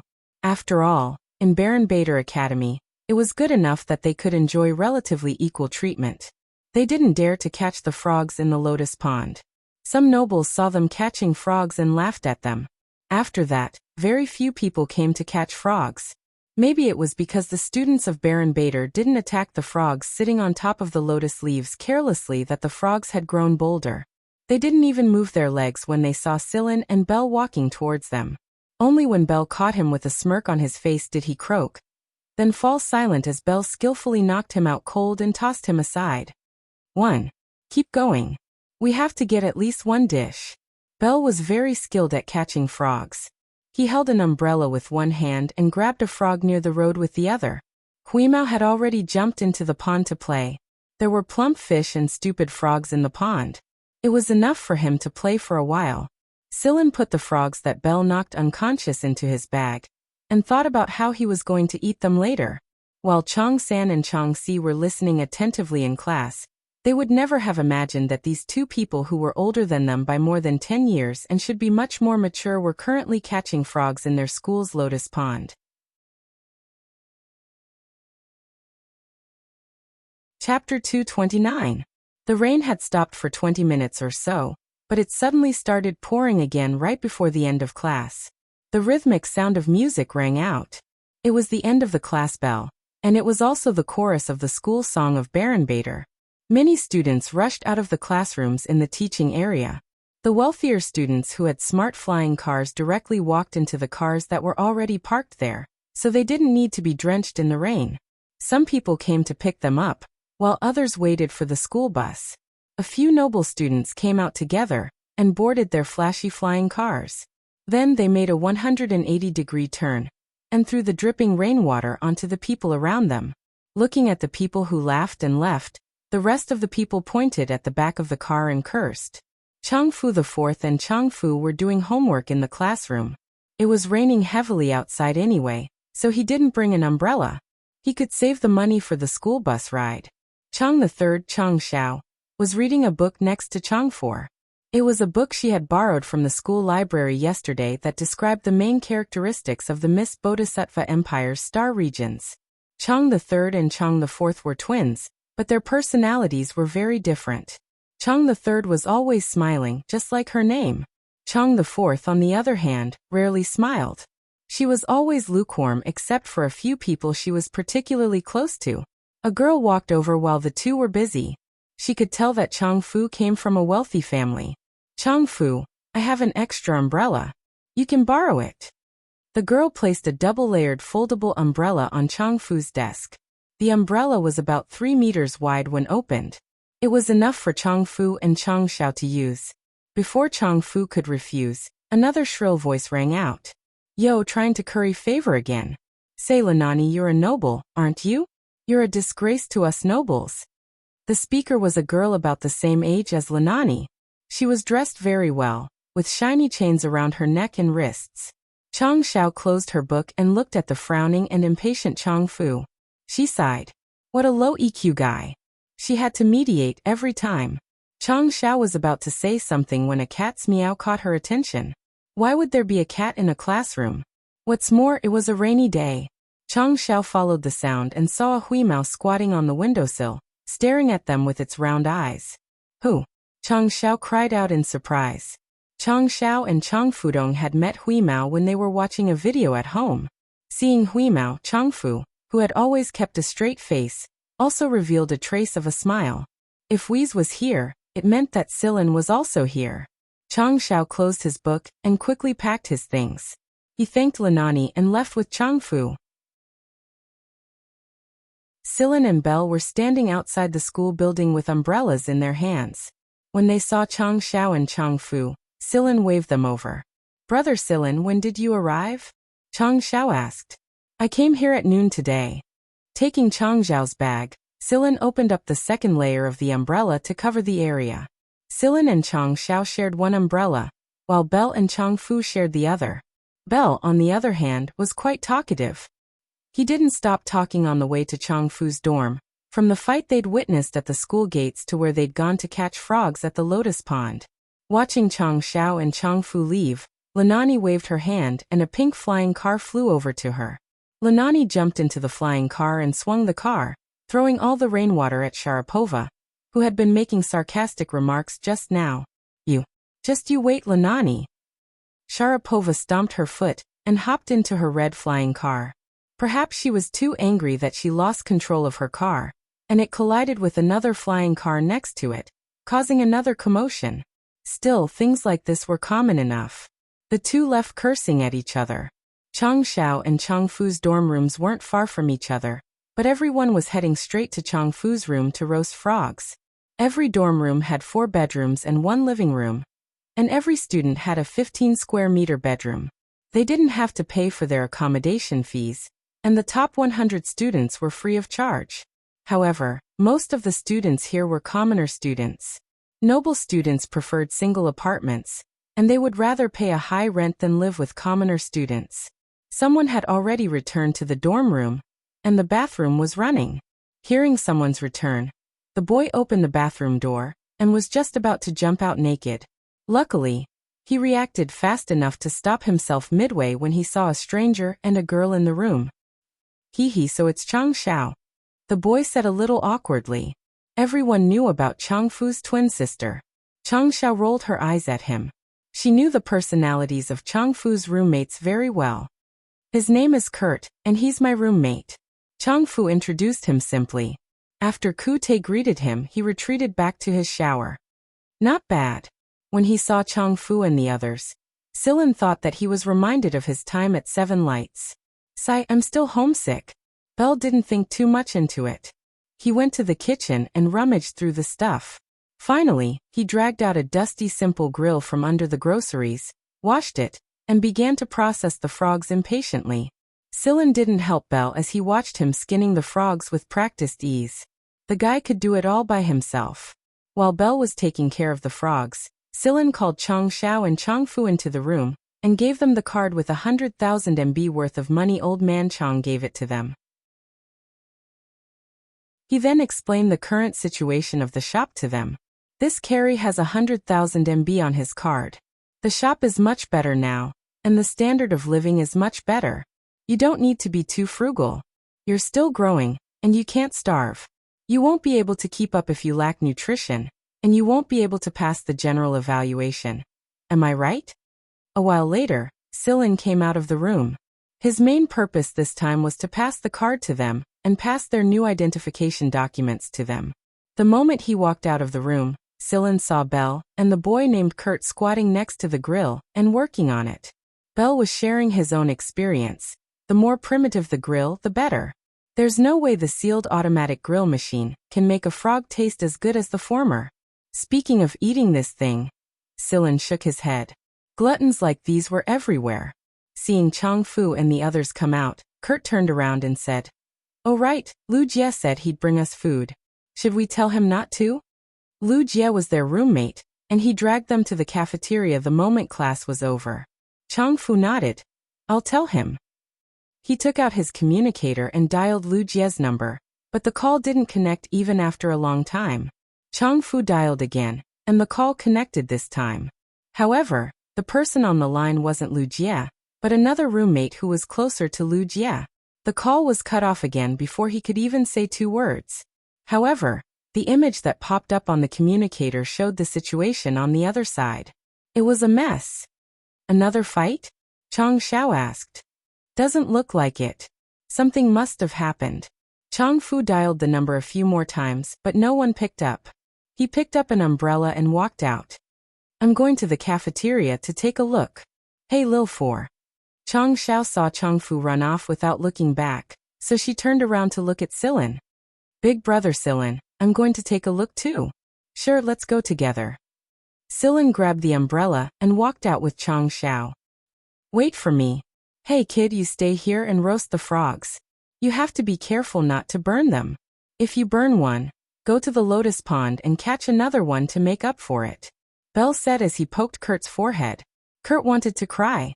The lotus pond was so far away from here.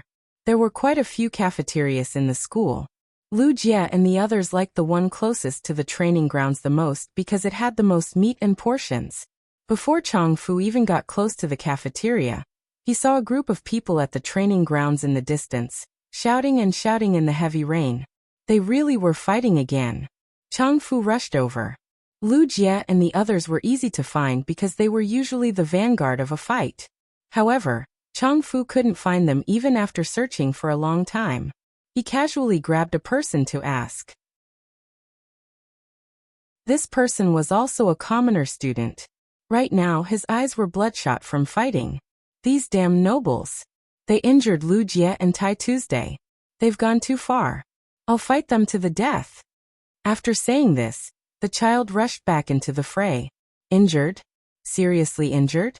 With Lu Jie and Tai Tu's abilities, they were considered to be at the top of the school, especially Tai Tuesday. He was a 4th-year student, and his overall grades were always in the top 3. His individual battle prowess was quite outstanding. Chang Fu had never heard of Tai Tu being heavily injured. If that was the case, then this fight would no longer be a small one. Just as Chang Fu was looking for Lu Jie and Tai Tu, his communicator rang. "Chang Fu, don't get involved. This isn't a simple matter. Hurry up and leave." It was Lanani. After all, she was a noble with a decent rank, so she knew some things better than others. However, Chang Fu didn't pay attention to her warning. He had already seen Lu Jie. He squeezed through the crowd and went over. During this time he had already been punched a few times, but just now he saw a flash of cold light. A knife? One had to know that in order to not cause too much damage, no lethal weapons were usually used in a fight. However, Chang Fu really did see that flash of cold light. Chang Fu was also very sensitive to sound. The sound of a knife cutting through raindrops, the sound of a knife hitting a person. There was no mistaking it. It was a knife. Someone had actually broken the rules. Lu Jie and Tai Tu were lying on the ground. On the surface, they didn't seem to be injured, but the two of them were extremely weak. They didn't even have the strength to stand up. Even the slightest movement would cause them pain. Every raindrop that landed on their bodies felt like a heavy hammer. "Lu Jie, Tai Tu, how are you guys? Chang Fu, be careful." After receiving Lu Jie's warning, Chang Fu dodged to the side and leaped several times, leaving his original position. Just then, a chill brushed past his clothes. Chang Fu didn't even need to look to know that the back of his clothes had been cut. However, Before Changfu could even heave a sigh of relief, that cold light chased after him. It was too fast. At the same time, Changfu felt his movements become much slower. Compared to that cold light, he really couldn't react in time. If the other party had just casually attacked him earlier, then this time, he was going to kill him. With this knife, Changfu would definitely be in an even worse state than Lu Jie and Taitu. Pa! The sound of a knife breaking rang out. Before the knife could reach Changfu, Silin used his finger to break the knife's edge, then grabbed the person's neck and smashed him into the ground. Since when did adults have to be so ruthless in a battle between children? As Silin spoke, the body of the person who had been smashed into the ground slowly elongated. With the crisp sound of bones cracking, the person who looked to be about the same age as Changfu and the others had already transformed into a burly adult man. Fuck, this is fucking cheating. Lu Jie, Taitu, and the others finally understood why something was wrong. Previously, they had only thought that these people looked unfamiliar and were much stronger than them. At first, they thought that they were just experts that the nobles had recruited. They didn't expect that these bastards would actually find outside help. Seeing that his comrade was still in his original form after being smashed into the ground, another person rushed out from the battlefield and charged at Silin. You motherfucker! Before the person could finish speaking, Bell had already rushed over and sent him flying with a kick. When the person landed on the ground, there was a huge splash. Bell propped up his umbrella again and stuck one hand into his pocket. He said slowly, "What a bunch of scum. Sai, you've lost all the face of the nobles. You're even cheating in such a lowly way. You really can't do anything." Compared to the 3 swordsmen of AFS, these people were truly pathetic. Silin curled his lips. This bastard is even trying to act cool now. Crack. The sharp sound of something shattering attracted the attention of many people. Silin threw the broken knife in his hand to the ground. If anyone moves again, they'll end up like this knife. Someone tried to slip away, but Silin smashed him into the ground before he could even take a single step. No one dared to move again. Silin's movements were too fast. One moment he was there, the next moment he was somewhere else. They weren't inexperienced people, and they knew that this was the difference between them and Silin. Their eyes couldn't even keep up with Silin's movements. They couldn't even see what was happening with their eyes. A flying car flew over and landed. A middle-aged man with a fat belly walked out of the car. He asked in surprise, "Hey, what's going on? What's going on? Who are you two? This is Baron Bader Academy. Who are you? Where did you come from? Not everyone can enter this place. Are you two from one of the trashy schools around here? Don't disturb the students of Baron Bader." "Oh, it's the vice dean," someone said sourly, emphasizing the word vice. "Lackeys of the nobles. They're all the same. Trash. What the hell? Bah." The commoner students scoffed at this vice head of teaching, and all of them had good expressions on their faces. "Master, I don't know where these two came from. They're probably from one of the trashy schools. Or maybe they didn't even go to school." The noble students sneered. They'd always been fearless. Even if they were the ones who broke the rules first, they were nobles and enjoyed special privileges. The school had to give them some face. Did these commoners really think they were future academicians of the Royal Academy of Sciences? Commoners will always be commoners. They deserve to die. The vice director walked up to Silin and Bell, and was about to say something when a couple of noble students accused him of something. He was about to say something, but when he saw Silin lift the man off the ground and smash him down, he swallowed his saliva and swallowed his words. He couldn't help but feel like an empty shell in front of Celine and Belle. The situation was at a stalemate. The nobles didn't say anything either. None of them wanted to be the first to stand out. After the deputy director of teaching arrived, the security guards finally arrived. The vice dean straightened his back a lot when he saw the guards rushing over. He pointed a thick finger at Belle, who was trying to act cool, and said, "You, I'm talking about you. You don't have any manners, and you don't have any manners at all. You're obviously an uneducated person." The vice dean of students began to lecture Belle in the same manner he usually did when he lectured his students. It was obvious that he knew Silin wasn't a pushover, so he went straight for Belle, who was pretending to be cool. Sillin sighed inwardly. It was time for the vice dean to die. You said that the real prince of the Blazing Eagle royal family had not received any education. Even if he had no manners and was sloppy, it was far from your place to speak. The Blazing Eagle King did not care, so what qualifications do you have to speak? Bell stood in the same position as he listened to the vice dean's lecture. Bell smiled. You're asking me who I am? I'm not going to change my name. I was just about to eat a frog. Everyone. So cold. What did not going to change my name have to do with, I was just about to eat a frog? Besides, who cared if you were eating a frog or a duck's egg? When Sillin saw that the vice director was about to continue, he immediately sat on the back of the person lying on the ground and kicked the person's restless feet. Behave yourself. The man froze when he heard Sillin's words. He didn't dare to move. Others might not know why, but he knew very well that the person sitting on his back might not be old. But the aura that was released in that instant was so powerful that he didn't dare to move at all. And he obediently let himself be gripped. Killing intent? Not exactly, but it was scarier than killing intent. He didn't know why, but this person was terrifying. He was like a gun hidden behind a fog. You didn't know where he would be, or when he would put you in his sights. He couldn't afford to provoke the nobles, but he didn't want to provoke this person either. The best thing to do now was to pretend to be unconscious. The vice dean was trembling with anger as he glared at Bell. No matter what you asked him, he would answer with a completely irrelevant answer. From the looks of it, this brat still had a sincere look on his face, as if he was telling the truth. Which school are you from? I'm going to talk to your principal and teachers. How do they educate their students?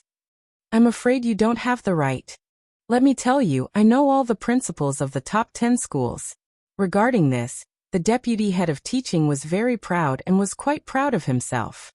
Oh, I see. All right then, prick up your pig ears. I'm from AF3. Go talk to our principal, he likes to be talked to.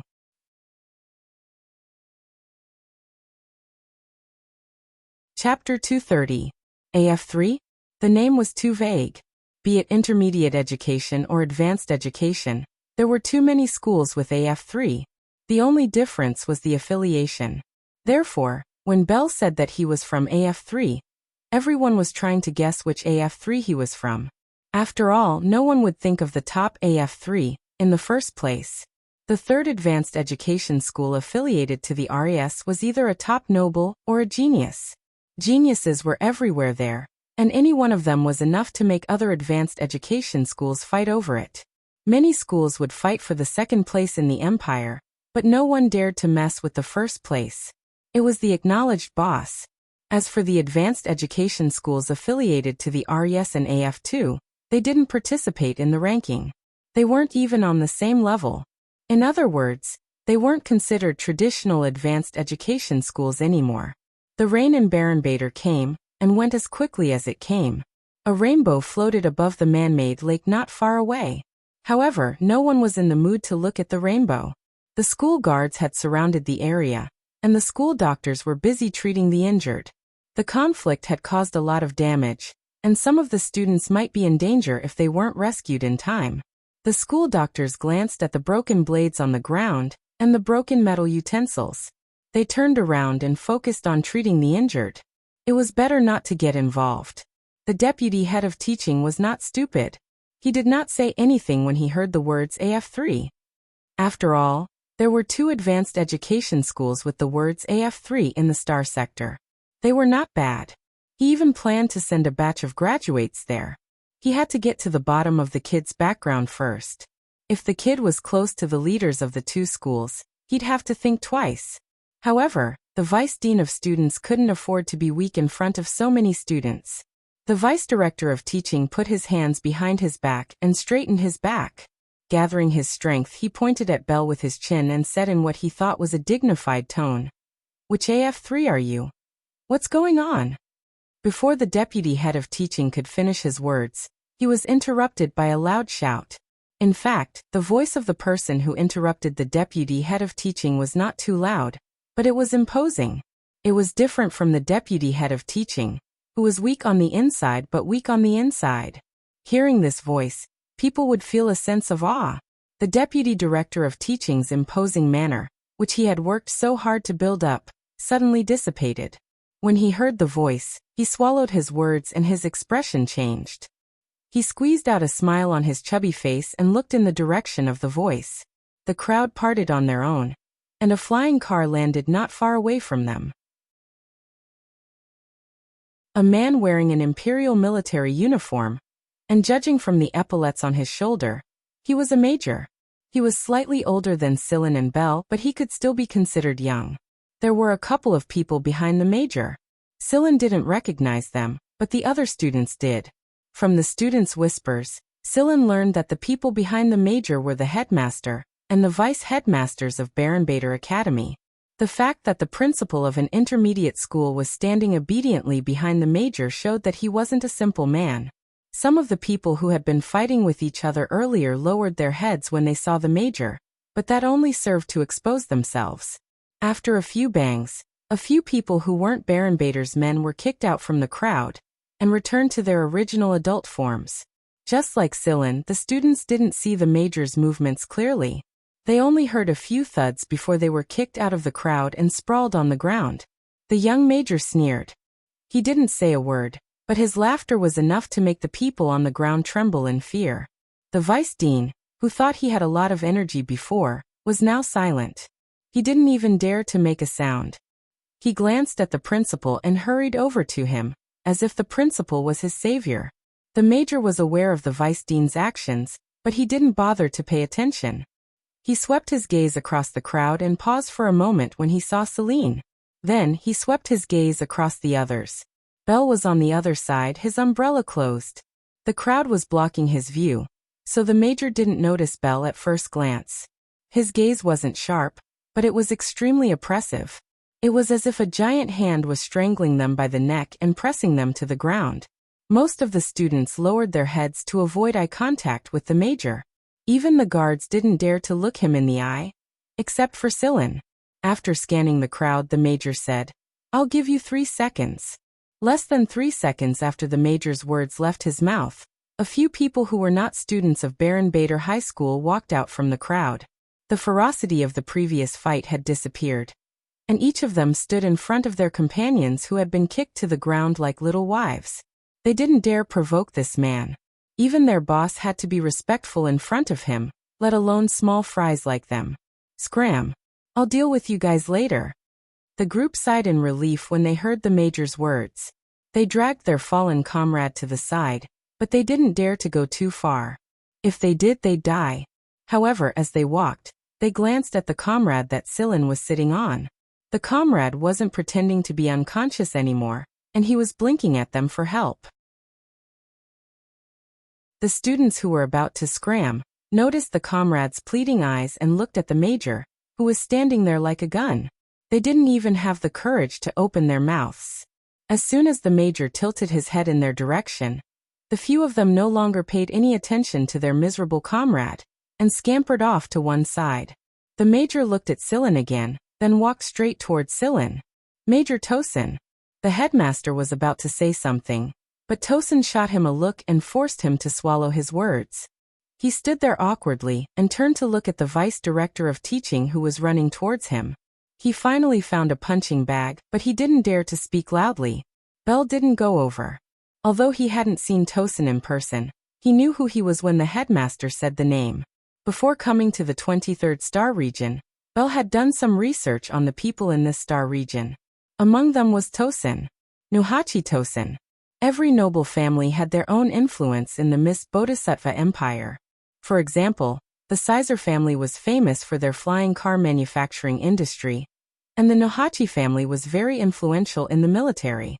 Although they weren't as influential as the monarch and the three kings, they were still one of the giants. The Nuhachi family had produced many famous generals, and many of the envoys the students studied under had the surname Nuhachi. Tosin was almost 10 years older than Belle, and he was also a graduate of AF3. Even now, his name was still on the list of outstanding graduates of AF3. It would be hard for Belle not to know about the man who used to be famous in AF3. His teachers often used Tosin as an example in their classes. Even though Tosin was walking towards him, Sillin didn't look like he was going to back down. He stared straight at Tosin without any intention of backing down. It wasn't that Sillin was arrogant, but Sillin knew from the first moment he saw Tosin that he couldn't show weakness in front of a person like this. If he did, he would lose everything.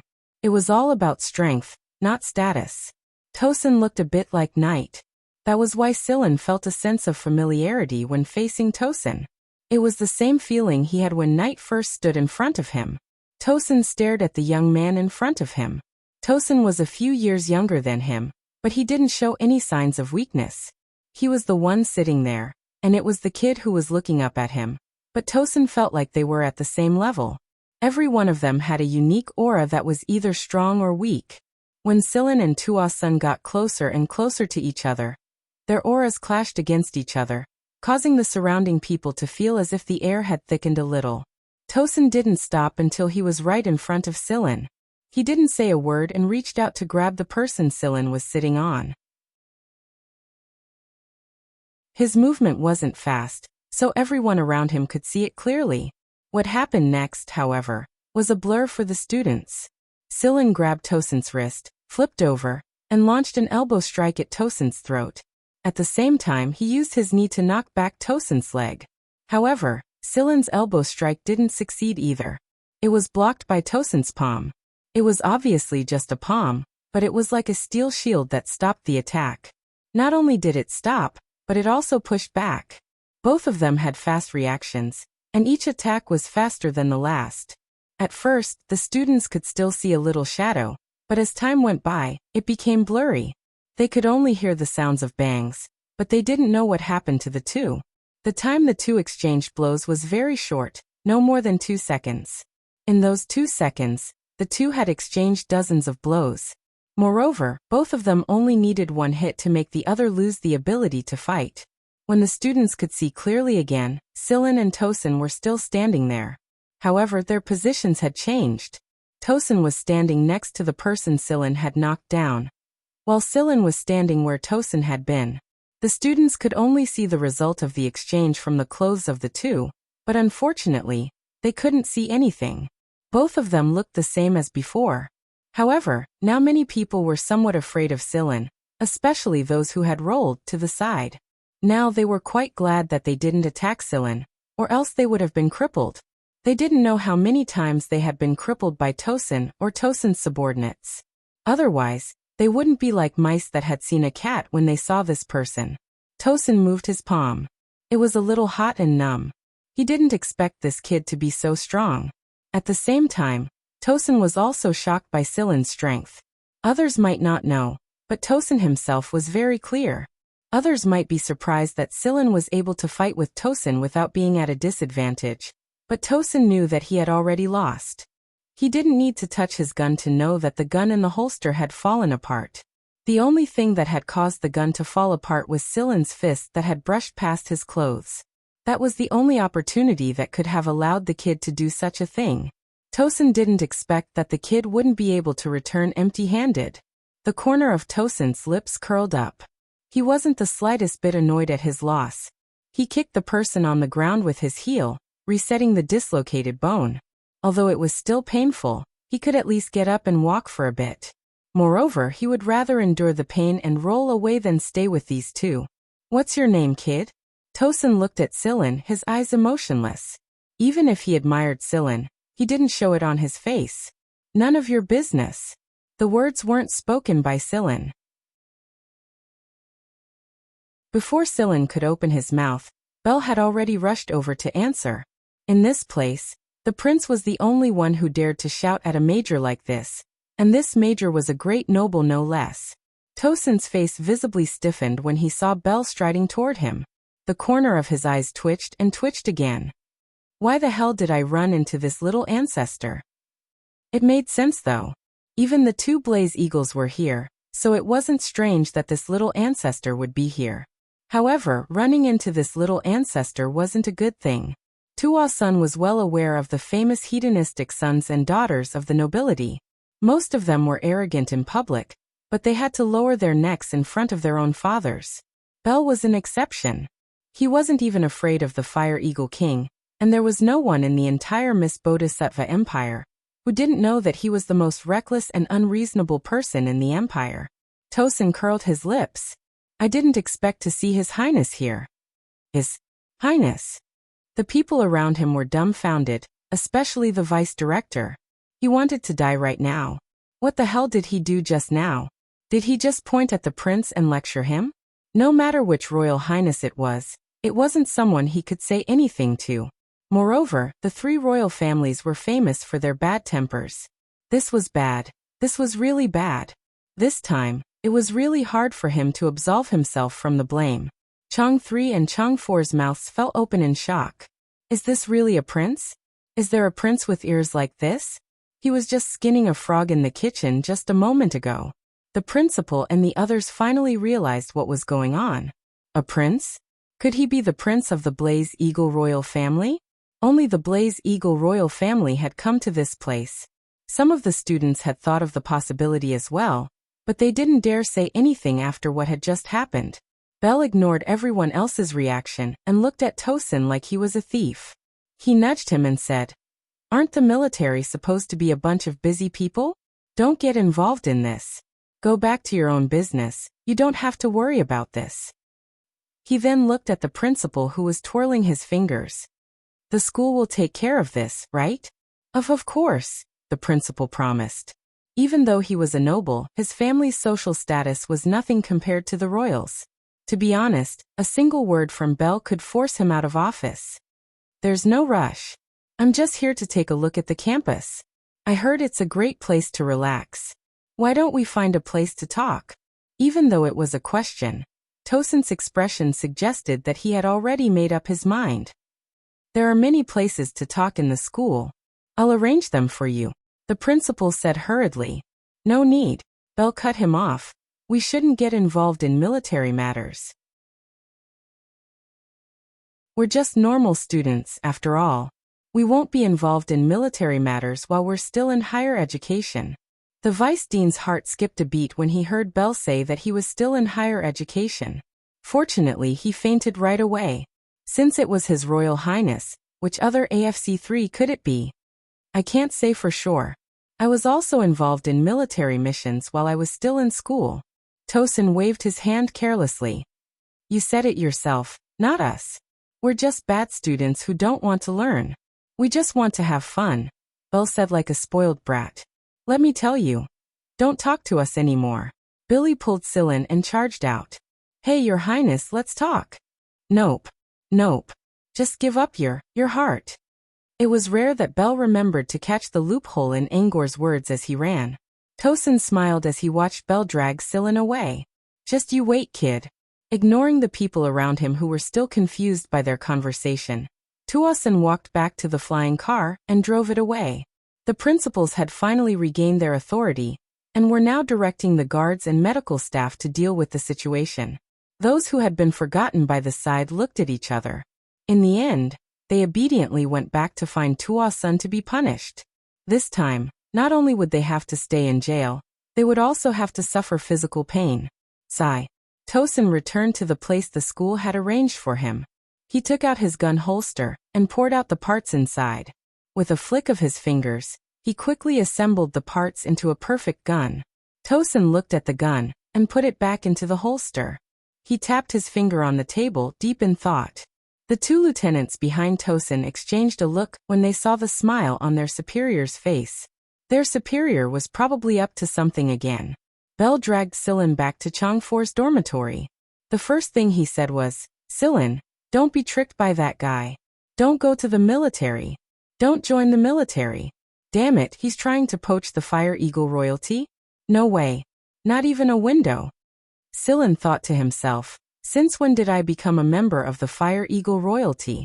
Although it was a hierarchical social system, the various major powers still valued some outstanding talents. Poaching and snatching people away from others was not uncommon among the various powers. Let me tell you, the military is hard and tiring, and you can't get anything good. I bet you won't even get a wife. You're a bunch of men, and you might not even see a single girl for a few years. Think about it, it's great now. You can do whatever you want, pick up girls if you want, and be as carefree as you want. Why would you go to the military and ask for trouble?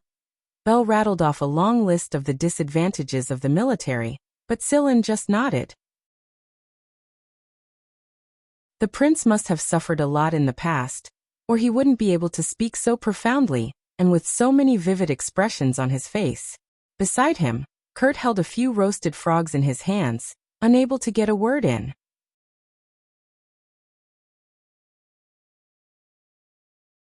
Chapter 231. Sillin felt like Belle was possessed. Why did he say that? Maybe it was because he'd brought up too many of Belle's tragic past experiences. Belle was in the middle of recounting the 7th time his father had beaten him to a pulp and thrown him, along with Uligano of the Blizzard Windiska royal family, into the royal army to train with the guards when his communicator rang. Belle furrowed his brows when he saw the unknown code on the communicator. He accepted the call. Your Highness Scoble. Tuasen's face appeared on the screen. Beep. Belle immediately cut off the call and blocked the number the moment he saw Tuasen's face. Where were we? Belle asked Sillin. Sillin made a 7 sign with his fingers. Oh right. The 7th time I was caught. Belle was about to continue when his communicator rang again. He looked at the code and saw that it was from Muzo. What is it? Belle asked impatiently. Muzo's smile was a little stiff. Your Highness, Tuasen just said. Beep. Belle cut off the call and took off the communicator on his wrist. He looked around the room before throwing the communicator into the oven with a thud. Sillin. Was it necessary? On the other side, Muzo stared at the disconnected communicator with a wry smile. He turned to the other side of the room and saw Tuasen's image on the screen. You saw how stubborn His Highness is. He won't give face to anyone. Plus, we've never had any face in front of His Highness. Alright then. I'll contact Prince Genxingming and have him contact His Highness Scoble himself. Tuasen put his legs on the table after ending the call, and propped his chin up with his fingers. Originally, he wasn't looking for Tuasen because of Sillin. He was looking for him to pass on a message. Before coming to Baron Bader, Tuasen had run into Genxingming of the Fuji royal family on a planet. He asked Tuasen to pass on a message to Belle, and ask him to find him there. But now, it seemed that Belle didn't want to hear Tuasen's voice at all. He was guarding against Tuasen like he was a thief. The more it was like this, the more curious Tuasen became. Although he had only exchanged blows with Sillin for 2 short seconds, those 2 seconds were enough to prove Sillin's strength. Other than that, and the fact that he had unholstered his gun without realizing it. What else did Sillin have that Belle would treat him this way? Although Belle was an unreliable prince with an unorthodox way of thinking and often acted foolishly, every member of the royal family wasn't as simple as they seemed. Belle might seem like an idiot sometimes, but sometimes he was more cunning than a fox.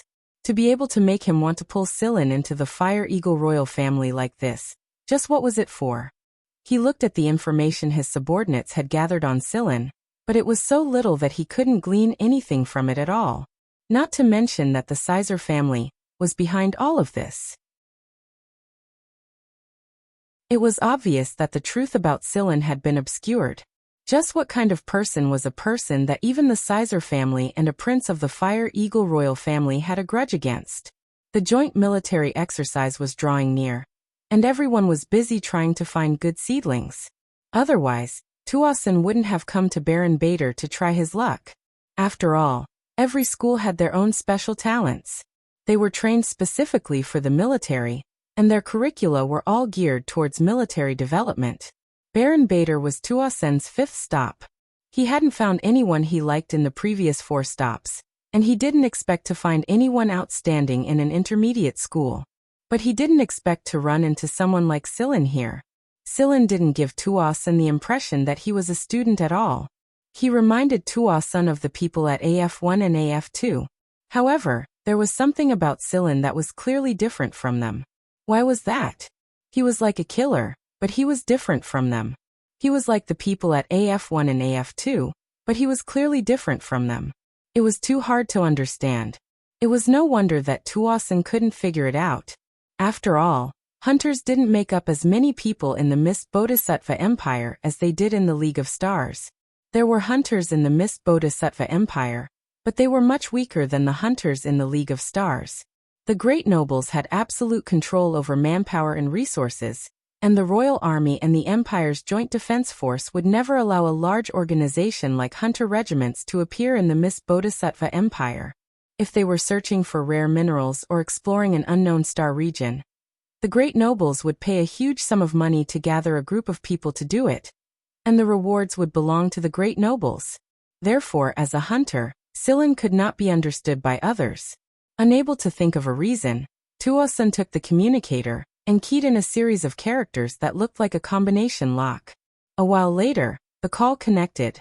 A beautiful blonde woman with a hot body appeared on the screen. "Yo, little Tuosun, how did you find the time to contact me? You haven't contacted us since you were demoted. We miss you so much." If it was anyone else who heard this hot girl's words, their imagination would definitely run wild. But Tuosun shivered and hurriedly said with a smile, "Teacher Griffin, please don't miss me. I can't withstand your torment." Although Tuosun used to study at AF3, he had gone to AF1 and AF2 for training. Those training were very helpful for Tuosun when he carried out military missions. Among the people who trained Tuosun was this blonde beauty, Griffin. Although Griffin had a hot body and looked to be in her 20s, this AF2 teacher was actually about the same age as Tuosun's grandmother. She was also very skilled, and she even had the military rank of colonel on her back. Tuosun couldn't help but shiver when he thought of the terrible situation during training. "Teacher Griffin, I have something to ask you today. I want to ask you about a person."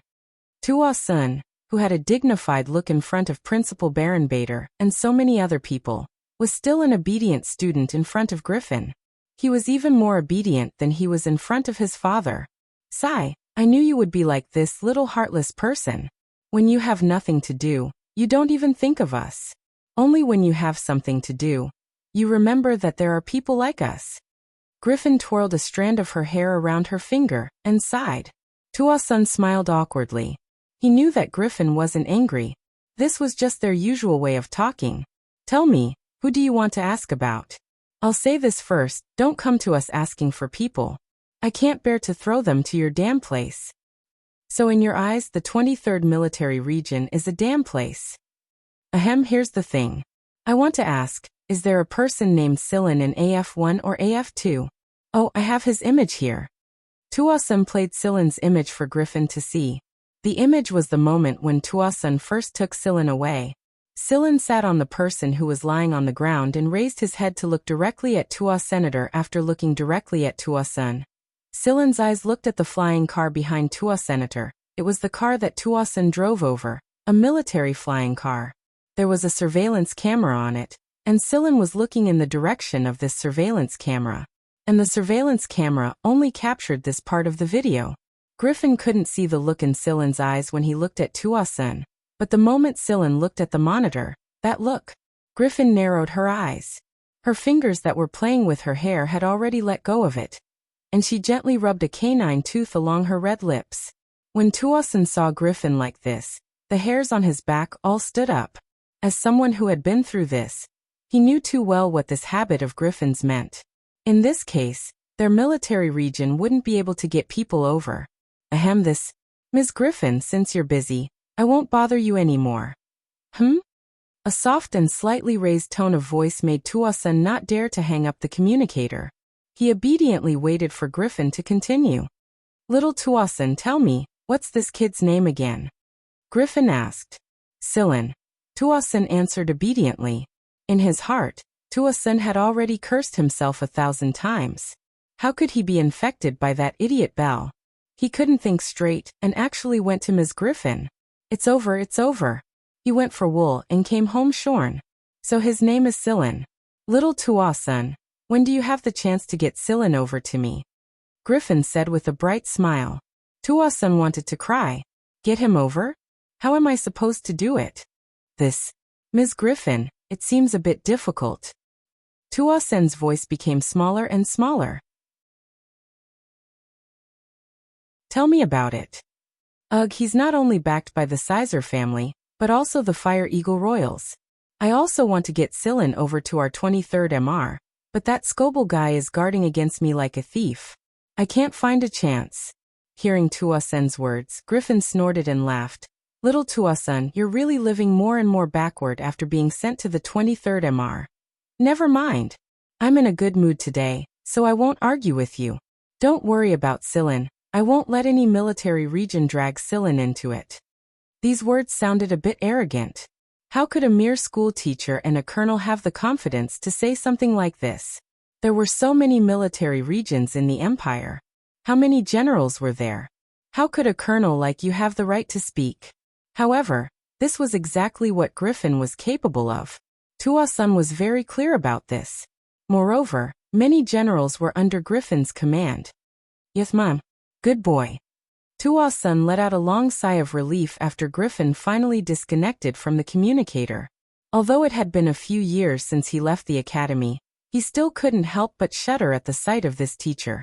It's like, I did something bad. Tuasun rubbed his chin. Forget it, I won't inform Belle and Sillin. Belle won't let me finish my sentence anyway. I'll let them worry about it when the time comes. Now it seems that even if the 23rd MR couldn't get him, the other military regions wouldn't be able to either. After ending the call with Tuasun, Griffin turned on a holographic display and flipped through the records inside. She found a video record and compared it to the one Tuasun showed her with Sillin's image. The look in their eyes was too similar. But of course he knew his own student very well. He knew what kind of experience, personality, and habits he had. But what kind of person was Celine? It seemed that there were still a lot of treasures hidden away from them. Right now, Sillin was eating roasted frogs with Belle, Chong 3, and Chong 4. He had no idea that he was being targeted by a lot of people. After taking care of Chong 3 and Chong 4's business, Sillin was about to return to Old Man Chang's place. However, Belle picked up a call and dragged Sillin to another planet in Sector 23. Before he departed, Sillin contacted Old Man Chang to learn about the shop and Chang Xiaowu's recovery. However, he didn't use his own communicator. Instead, he used the public communicator of the Vice Director of Education's office. In Belle's words, they didn't have to pay for the communication fee. Compared to Sillin's own crappy communicator, the images were much clearer. It would be a waste not to make use of a ready-made resource. The Miss Bodhisattva Empire was a good choice. All of its subsectors were connected to the same communication network, so communication was much easier. Sillin and Belle hadn't even stayed in Barenbader for a day, but the commotion they caused was enough to be recorded as one of the 10 most influential events in Barenbader's history. Because on this day, some people in Barenbader saw the prince of the Fire Eagle royal family, who was studying in the 3rd Advanced Education School affiliated to the Royal Academy of Sciences that everyone dreamed of. They saw Major Tosin, who was born a great noble, fighting a young man to a standstill. Although the two fought for a short time, and no one could see their movements clearly, they saw the principal and other leaders of the school trembling in fear before them. Regardless, Chong 3 and Chong 4 were no longer looked down upon by the nobles. In the eyes of others, they had the support of the prince of the Fire Eagle royal family. The school leaders also saw them as seedlings with a bright future. Kurt, the one who helped them roast the frogs, often bragged about how he once sat at the same table as the prince and ate roasted frogs together. As for Celine, he seemed to have become a burden. A foil that was placed beneath the prince of the Fire Eagle royal family and Major Tosin. Only a small number of people paid more attention to Sillin. And this small number of people would go on to achieve great things in the future, including Lugia and Tai Tuesday. Sillin and Belle sat on Belle's 4-passenger spaceplane and flew toward Jen Xingming's planet. Muzo and Akiki stayed behind to smooth out the waves caused by their departure. Inside the spaceplane, Sillin rubbed the area where the leaf pattern ring was. Sillin had put on a pair of gloves not long after he arrived at the Miss Bodhisattva Empire. This was one of the reasons why Belle hadn't discovered the secret on Sillin's finger until now. Genya once said that the ring would resonate with him when he was sent home. But when would it resonate? Would it resonate with a direct descendant of the Gen family? Would Jen Xingming, the son of the current King Fuji, cause the ring to resonate with him? Sillin was looking forward to it.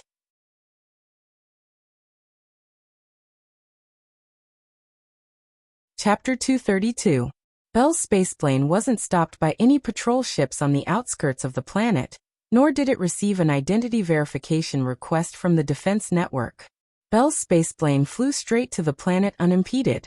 Inside a patrol ship on the outskirts of the planet, a couple of patrolling soldiers exchanged worried glances with each other.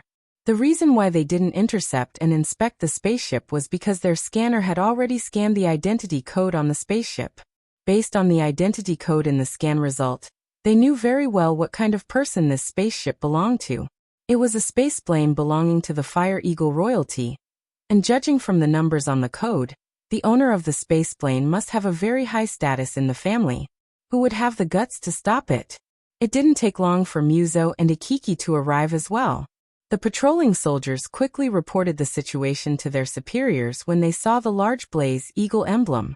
Muzo and Ikiki were in charge of dealing with the planetary government. Bell never did anything about it. He took out his new communicator and started contacting people. "Hey, where are you? I'm already here. Come out and welcome me." Bell was answered with a beep. Fuck. That bastard must be hitting on a girl again. Bell wasn't really angry. He brought up the control screen on his communicator and began searching for the coordinates of Zhen Xingming's signal. Then, the spaceplane automatically moved to the nearest large parking lot. Zhen Xingming was currently in the city. After parking the spaceplane, Bell and Sillin walked to their destination together. It was nighttime right now, and it hadn't been long since the start of the night. The rich nightlife in the city made it just as lively at night as it was during the day. The colorful screens in the city center shone brightly and proclaimed the city's vitality. Sillin looked up and saw a shining skyscraper not far away. It was like a road sign that guided people to this area. The skyscraper wasn't the tallest building in the city. There were a lot of buildings taller than it, but it was the tallest in this area. In other words, this area was not an area filled with tall buildings. In this prosperous area, what was important was its uniqueness, not its height. There were all kinds of buildings of all shapes and sizes, and every one of them had their own unique style that would make people remember them. For example, Sillin and Bell's destination, a bar. From the outside, this bar looked like a goblet filled with wine. You could even see the building behind the wine glass through the glass. The color of the wine in the transparent glass changed. Transparent, clear yellow, intense red azure. There was a hint of longing in the illusion, adding a sense of mystery and ambiguity. The people who entered seemed to have disappeared into the cup of pure wine, and no one could be seen from the outside.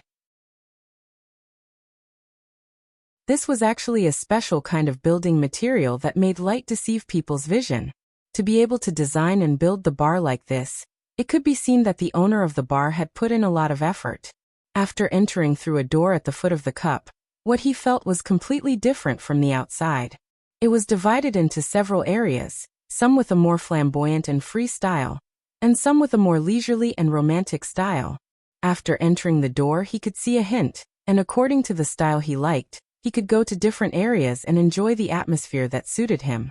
Bell went straight to a more flamboyant area. As soon as he walked in, he was greeted by an explosive rhythm.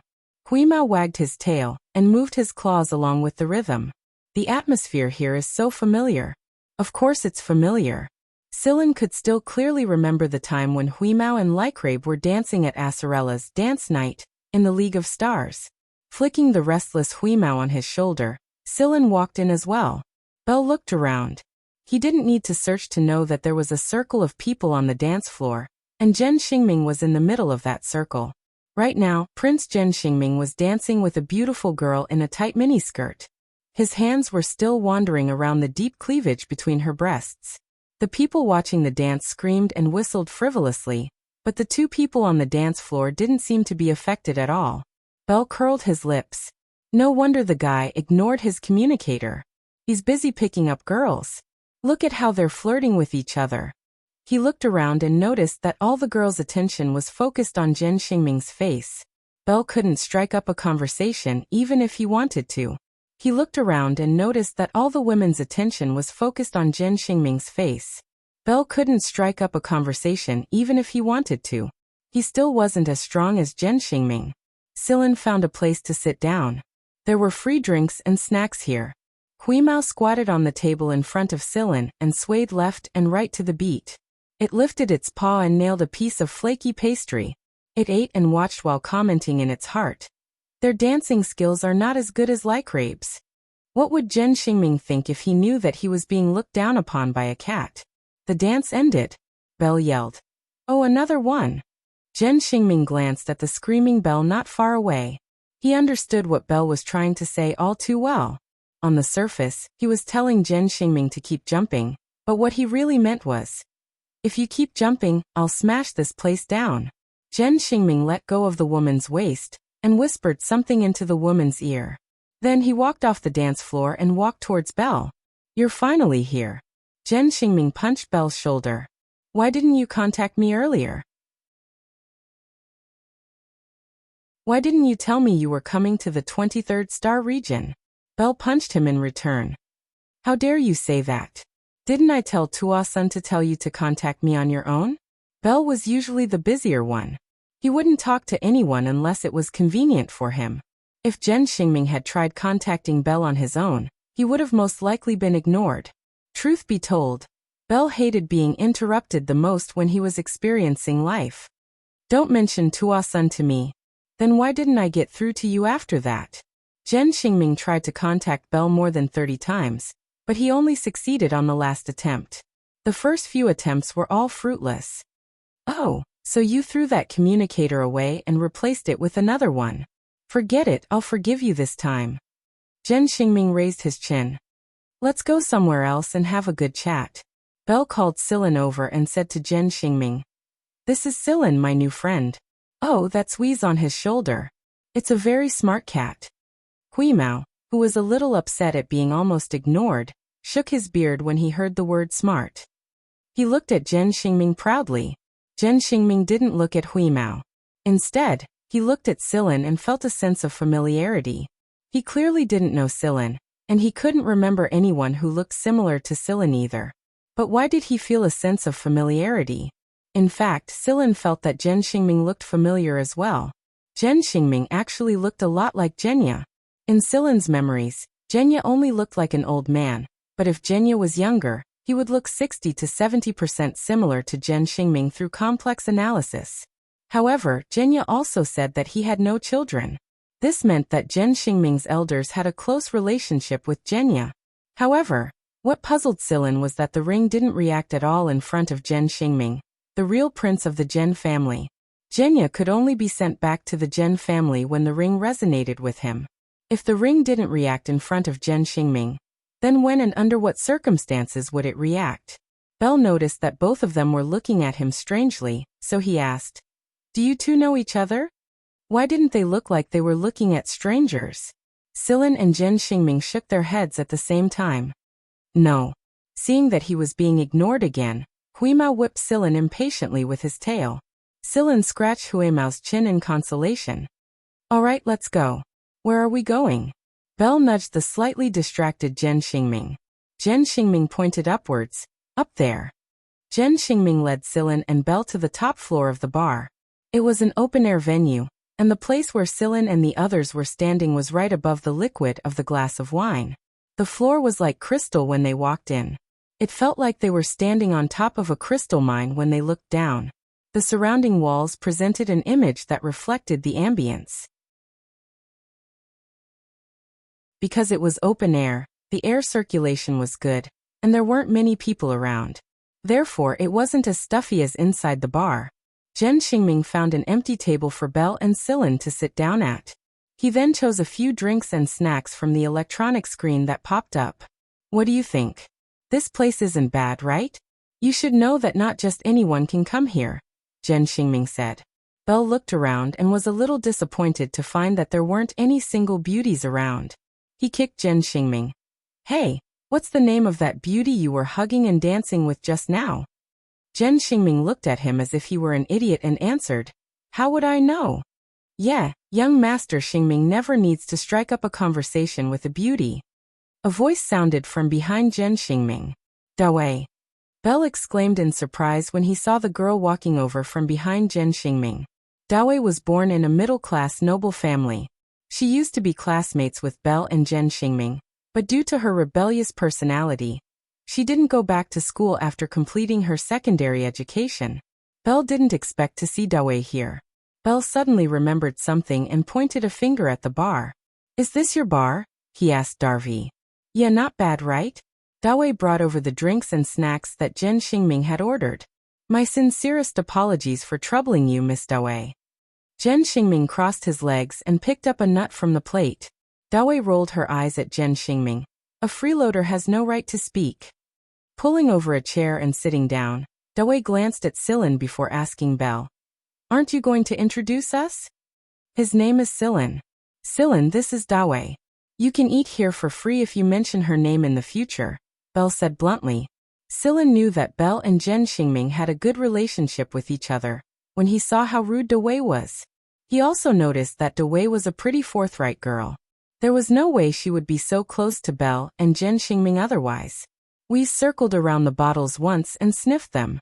Then it picked up a bottle and pulled out the cork with one bite. Then it bent its front paw and grabbed the glass in front of Silan. Then it bit the neck of the glass and poured the alcohol into the blanket. Jen Xingming's eyes widened. "This cat sure is smart." Huimao shot him a disdainful glance before ignoring them. After filling the glass to the brim, it put the cork back in and crouched down in front of the glass to lick the alcohol. It didn't take long for it to finish. It licked its lips, repeated its actions, filled the glass to the brim, and drank again. The four people at the table watched as the cat drank all 4 bottles of alcohol Dawei brought over as if no one else was around. Jen Xingming looked at Huimao's stomach, and then at the 4 empty bottles. Where did this cat drink all its alcohol? Silan made an "I don't know" expression. He knew that the cat's stomach was like a bottomless pit. In the past, the cat would hunt for big guys directly when it went out to hunt for food. Compared to that, these 4 bottles of alcohol were really nothing. However, Silan was worried that Huimao had never drunk so much alcohol in one go before. Would it go crazy if it got drunk? At the same time, Tuasun received an encrypted message on another planet. It was a coded message from Griffin. After deciphering the message, Tuasun hurriedly contacted some people in the military and the relevant personnel on the planet Silan, and the others were on. Right now Silan was very troubled. Why didn't he notice that the cat was addicted to alcohol before? It was also a picky eater, and the only things it liked were the expensive ones. More and more empty bottles appeared on their table, and they were all brought over by Dawei of her own accord. Every time Huimao finished a drink, it would stare at Dawei with its round, watery eyes. Dawei's usually resolute heart immediately softened, and she would bring over more bottles. Jen Xingming looked at Silan and said, 10 bottles now. It should be noted that the alcohol content of these 10 bottles wasn't low. Forget about whether or not Jen Xingming himself could fit all 10 bottles. Even if he could fit all 10 of them, he would have collapsed on the floor by now. Why did it feel like the cat was getting more and more energetic as it drank? Dawei brought over another 5 bottles and watched excitedly as Huimao continued to drink. She didn't help pour the alcohol either. She simply watched as Huimao busied himself. She had never seen a cat act like this before. Belle scratched his forehead. Why did it feel like everyone had been reduced to the background? How could the 3 handsome men here not be compared to a cat with gray skin? Ahem, I say Huru. Before Belle could finish, Huimao's body suddenly froze. His paw retracted from the bottle's mouth, shattering it with a crack. He looked up at a certain direction in the sky. What's going on? Belle and the other 2 looked at Silan in confusion. Logically speaking, Silan should know better as the cat's owner, shouldn't he? However, Silan was also looking in that direction with a serious expression on his face. Silan's intuition for danger was clearly higher than Belle and the others. Moreover, the cat was coming for them.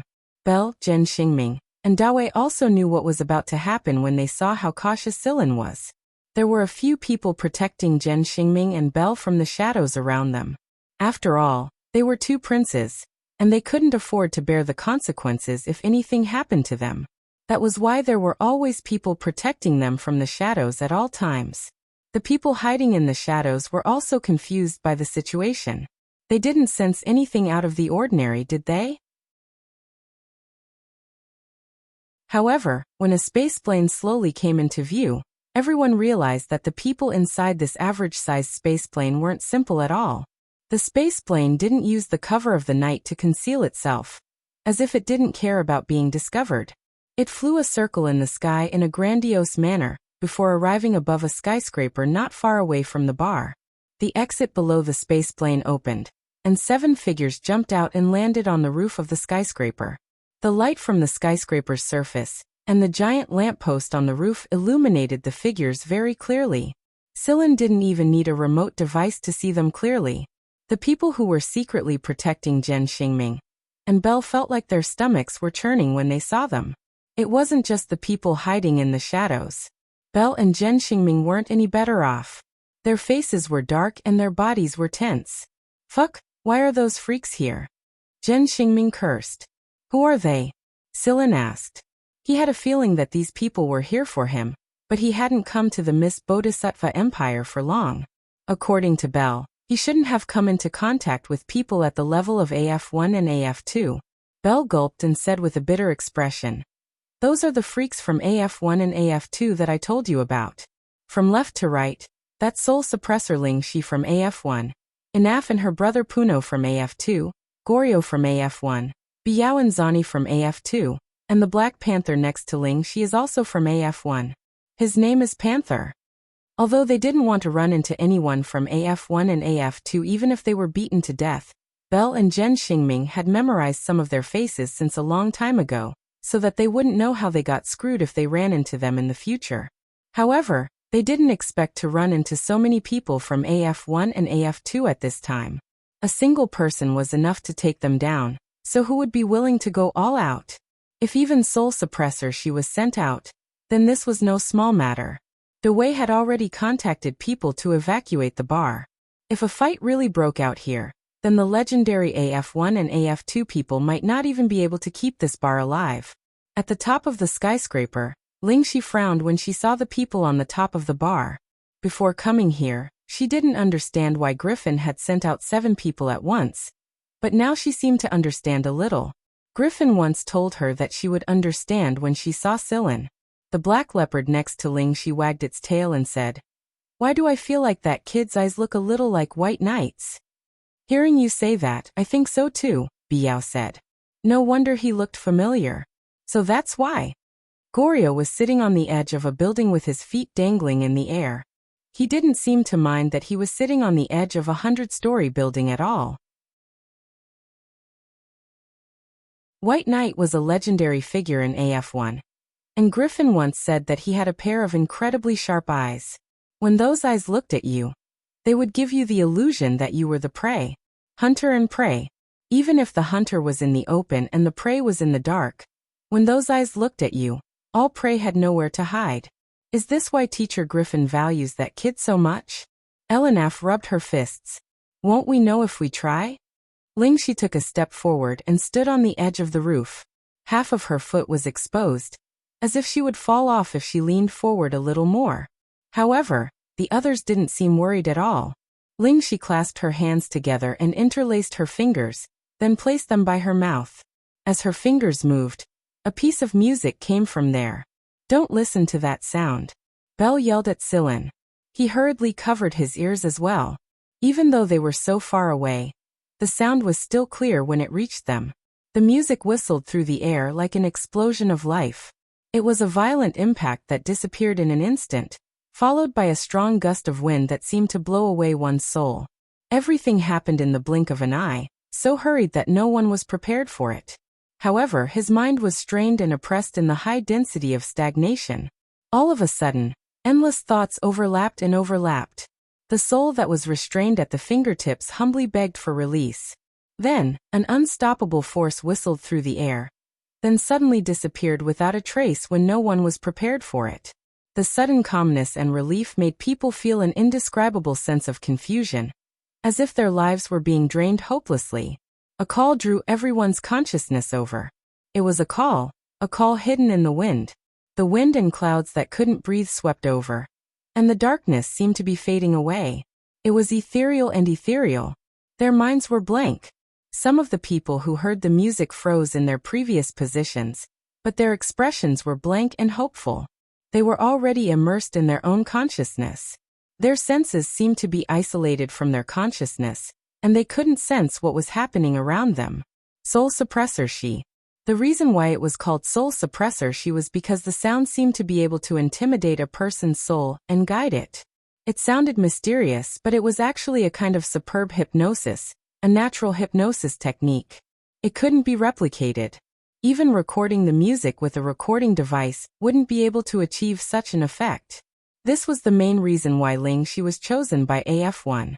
Belle and Zhen Xingming's backs were drenched in sweat. It took a lot of energy to resist the music. The music finally stopped, but Belle and Zhen Xingming grew even more nervous. This wasn't the end. It was just the beginning. What were these people going to do next? The people responsible for protecting Belle and Zhen Xingming in the dark were all experts of the royal family. Although they managed to resist the hypnosis, it wasn't easy. They didn't dare to use their guns carelessly against AF1 and AF2. The conflict would escalate if they did. However, before they figured out AF1 and AF2's goal, everyone had to stay united and observe the situation. It was fine as long as the two princes' safety was guaranteed. Ling Shi didn't move after the music stopped. Neither side made a move. They simply stood there in silence. Ling Shi and the others were analyzing Silin and evaluating Belle and Zhen Xingming's abilities. After all, it was quite impressive that they could resist the hypnotic music. On the other hand, Silin didn't seem to react to the music at all.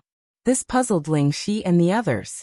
Zhenya had taught Silin hypnosis since he was young, and Silin had absorbed a lot of other techniques as well. His resistance to hypnosis had grown even stronger after the incident at Sector S's prison. Therefore, it wasn't easy to hypnotize Silin. Belle looked at Zhen Xingming and Wei. The three of them knew each other since they were young, and they had worked together many times in school. They could read each other's thoughts with a single look. The people from AF1 and AF2 never knew the meaning of courtesy, and they couldn't rely entirely on the people hiding in the dark. How were they supposed to come up with a foolproof plan? Silin sensed the unusual movements around him. He didn't need to worry about Belle and Zhen Xingming's safety. Naturally, there were plenty of people who would protect them. Silin was now certain that the people from AF1 and AF2 were here for him, and the battle was definitely going to break out soon. Right now, the only thing Silin was thinking about was how to fight them. After Ling Shi's music stopped, the surroundings suddenly became a lot quieter. Even the lights looked eerie under the night sky. Huimao had been staring at the Black Panther on the rooftop all this time. The panther's eyes were very hostile, and it was looking at him arrogantly with thick mockery and disdain. Disdain? What right did he have to disdain it? Meow meow. Why the hell are you showing off, you black thing? The gray cat let out a roar, and the tense atmosphere collapsed just like that. The roar was so loud that the people and the panther on the rooftop could hear it clearly. The Black Panther's ears twitched a little before he looked at the others, especially Puno. He wasn't sure who the black thing, the ugly cat, was referring to. Puno thought, "You're the darkest panther here, and you're looking at me?"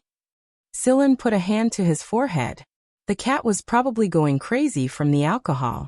Normally, it wouldn't have yelled in such an unfamiliar environment in front of so many strangers without any scruples. It even had profanities in it. Huimao leaped from the table to the wall and stood still. He raised his tail and pointed a paw at the Black Panther. "I've been annoyed by you for a long time. Come down and fight me." Silin, Belle, and the others were speechless. The panther's beard trembled, and Goryo burst out laughing. "Panther, it's been a long time since I've seen one of my kind look down on you. Please don't insult the word my kind. It's just a cat, not a panther. They've already issued a challenge.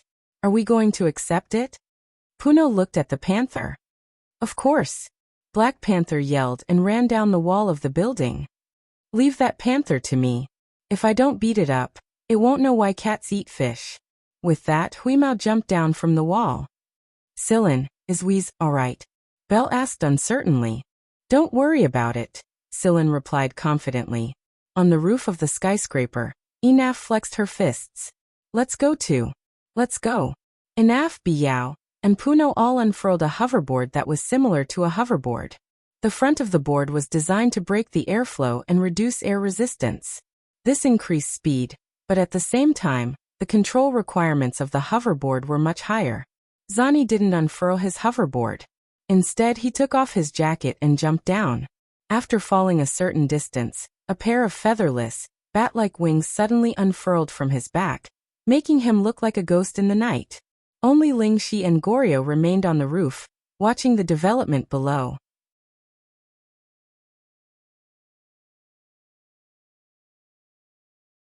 Chapter 233.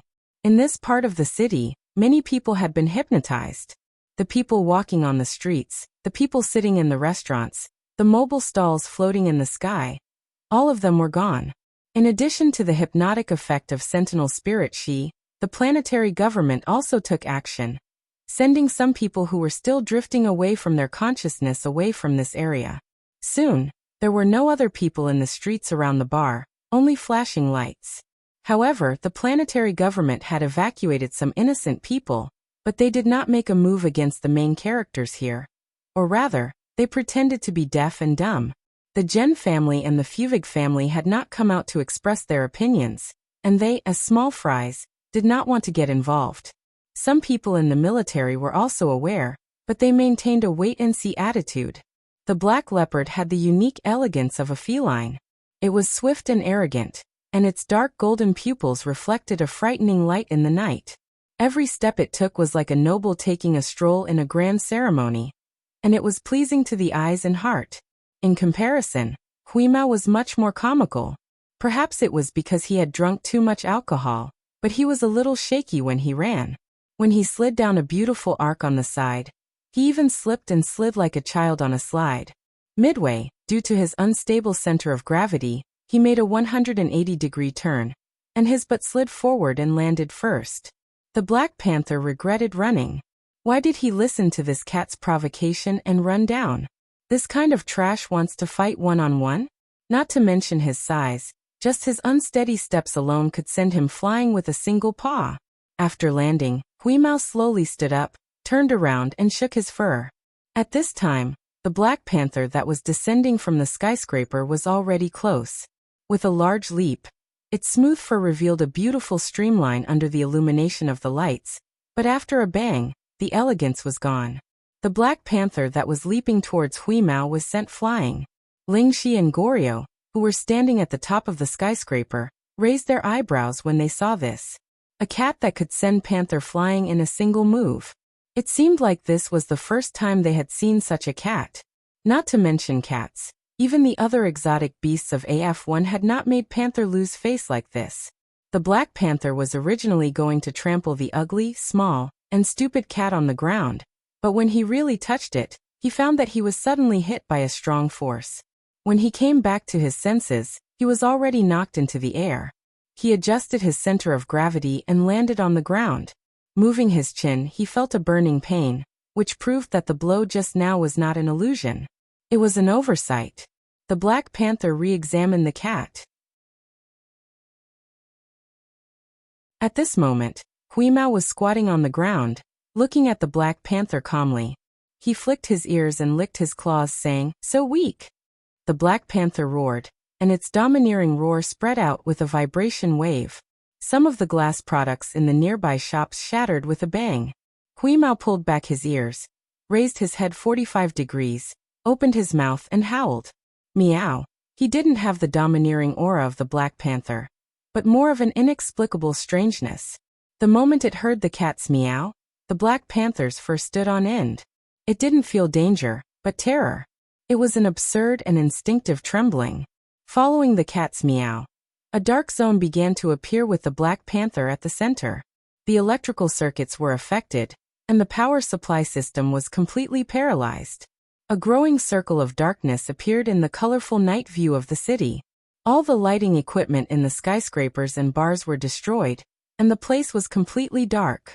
The people who were watching this area from space were shocked, but the display equipment was also starting to show interference. They couldn't see what was happening below them. The city was dark, but that didn't mean that the battle had stopped. The people who came down on hoverboards quickly arrived in front of Sillin and the others. Zani was about to land on the rooftop of the bar, when he suddenly appeared 3 steps away from Dewey. He spread his wings wide and said, "My apologies, beautiful lady, but you can't interfere with the battle over there. This is my territory." Belle and Zhen Xingming were both fighting, so she couldn't back down. She was also one of the vanguards when she was in school. A metal rod appeared in Dewey's hand. It split open in the middle and folded in reverse to reveal its true appearance. It was a custom-made butterfly knife. At the same time, Biao stood in front of Belle, Inafu in front of Zhen Xingming, and Silin in front of Puno. Biao's forte was speed, and he was even faster than Zani's move just now. Belle knew this, so he had to catch Biao's movements as soon as possible. Otherwise, he would be forced into a passive position. Zhen Xingming stared at the seemingly delicate girl in front of him. He knew very well that this was just a facade, and that Inafu was actually a strength type just like Puno. As for that long braid behind her head, one should never think that it was Inafu's blind spot. In reality, dozens of people had died to that braid. As for Puno, he wasn't just strong, his movements weren't as clumsy as they looked. His muscular body was flexible, and even his punches were agile without losing any of their power. His punches weren't flashy at all, and every one of them carried the determination to subdue the enemy in one hit. The Zhen family and the Fuvig family were secretly anxious, but they didn't show up to interfere. Why? Just now, Tuo-sun had communicated with them and conveyed Griffin's message. AF1 and AF2's targets weren't Zhen Xingming and Belle's group, so they weren't going to kill them. They were only going to stop them. In fact, the situation was very clear. Compared to Zani, Biao, and Inafu, Puno's attacks were much fiercer. The other 3 were mostly defending. The people protecting Zhen Xingming and Belle relaxed a little when they saw this, but they still paid attention to their master's movements at all times just in case. Bang! Puno's punch missed, but a huge hole appeared in the wall half a meter away from his fist. It was a hole created by the aftershock of his punch. Darvi, who was fighting Zani, felt her face twitch. The destruction had finally begun. Zani even had the leisure to look at the other side. He said to Darvi, "This is unavoidable. Think about it. Think about it, my ass. I'm going to get the repair fees this time." Darvi swung her butterfly knife at Zani as if she was venting her anger. Zani curled his lips and nimbly dodged the attack. Silin dodged the punch head-on, lowered his body, turned his feet inwards, and swung his left arm inwards. They were both simple punches, but Silin had the advantage in speed. It wasn't too difficult for Silin to deal with Puno's rainstorm of punches. In fact, he was able to counter quite a few of his punches. Puno wasn't feeling good after taking a few of Silin's punches, but his attacks didn't slow down at all. It was as if he couldn't feel any pain at all. Silin had also noticed Puno's abnormality, because every punch he threw was enough to break a few bones in Puno's ears. However, these bones that should have been broken only let out a cracking sound, and then there was nothing else. It was as if they had never been broken, and did not affect Puno at all. Rapid recovery? No, definitely not. This was different from Guidai Shirsi's short-term recovery. Puno's bones should have been broken, but they didn't break apart after they broke. It was like a broken stick sticking close to the fracture. The cracks were still there, but it didn't look like they were broken. However, even if it didn't look like it was broken, it shouldn't be as unaffected as Puno was. No, it was still affected. The muscle activity at the broken bones was 0.001 seconds slower than before. It was still due to his body's peculiarity. Puno still needed to repair his bones after this. As for the 0.001 seconds Puno was slower, Silin seized this momentary difference and gave Puno a few more punches. Biao grinned at Belle and sent a lightning-fast kick towards Belle's abdomen. The people in the shadows watched their prince roll on the ground while holding his stomach. They hesitated for a moment, but didn't show up in the end. They were all experts, so they could tell that the kick had only temporarily incapacitated Belle, and didn't cause any life-threatening injuries. However, if they showed up, they would probably be called over by Belle to fight against AF1 and AF2. Therefore, when they thought of what Tuo-sun had said before, they decided not to show themselves for now. The Fire Eagle King's order was to ensure Belle's safety anyway. As long as Belle's life wasn't in danger, the Fire Eagle King was willing to let Belle suffer a little. After kicking Belle, Biao went over to help Puno against Silen. Since Puno couldn't keep up with Silen's speed, Biao would do it. One was good at speed, the other was good at strength, and the two worked well together. This undoubtedly put a lot of pressure on Silen. Biao specifically took advantage of the gaps between Silen and Puno to interfere with Silen from tricky angles. It was often said that 2 fists were no match for 4 hands, but strangely enough, Silen wasn't hurt by Biao or Puno even though he didn't retaliate as much against Puno as Biao. Biao and Puno grew more and more apprehensive as they fought. Before they thought Silen was just a little faster, but now that Biao was moving faster and faster, Silen seemed to be working with him to increase his speed. The overlapping shadows of fists, palms, and kicks, along with the darkness of the night, made it harder and harder for them to catch up. All they could hear was the sound of collisions, and the occasional sound of walls being smashed through. Bang! Biao was kicked out by Silen in a moment of carelessness, and he smashed into the surrounding walls. The wall behind him shattered with a resounding sound, but the good thing was that Biao managed to grab onto a corner of the shattered wall when the wall shattered, flipped himself over and rolled a few times on the ground. Rubbing his stomach, Biao turned around to see Belle sitting on the ground with a grin on his face. Belle's eyes seemed to be saying, "Retribution has come, kid." The corner of Biao's eye twitched as he looked in the direction of the skyscraper. He didn't ask Anaf and Zani to help. After what had happened just now, Biao also understood that Silen's speed was too great.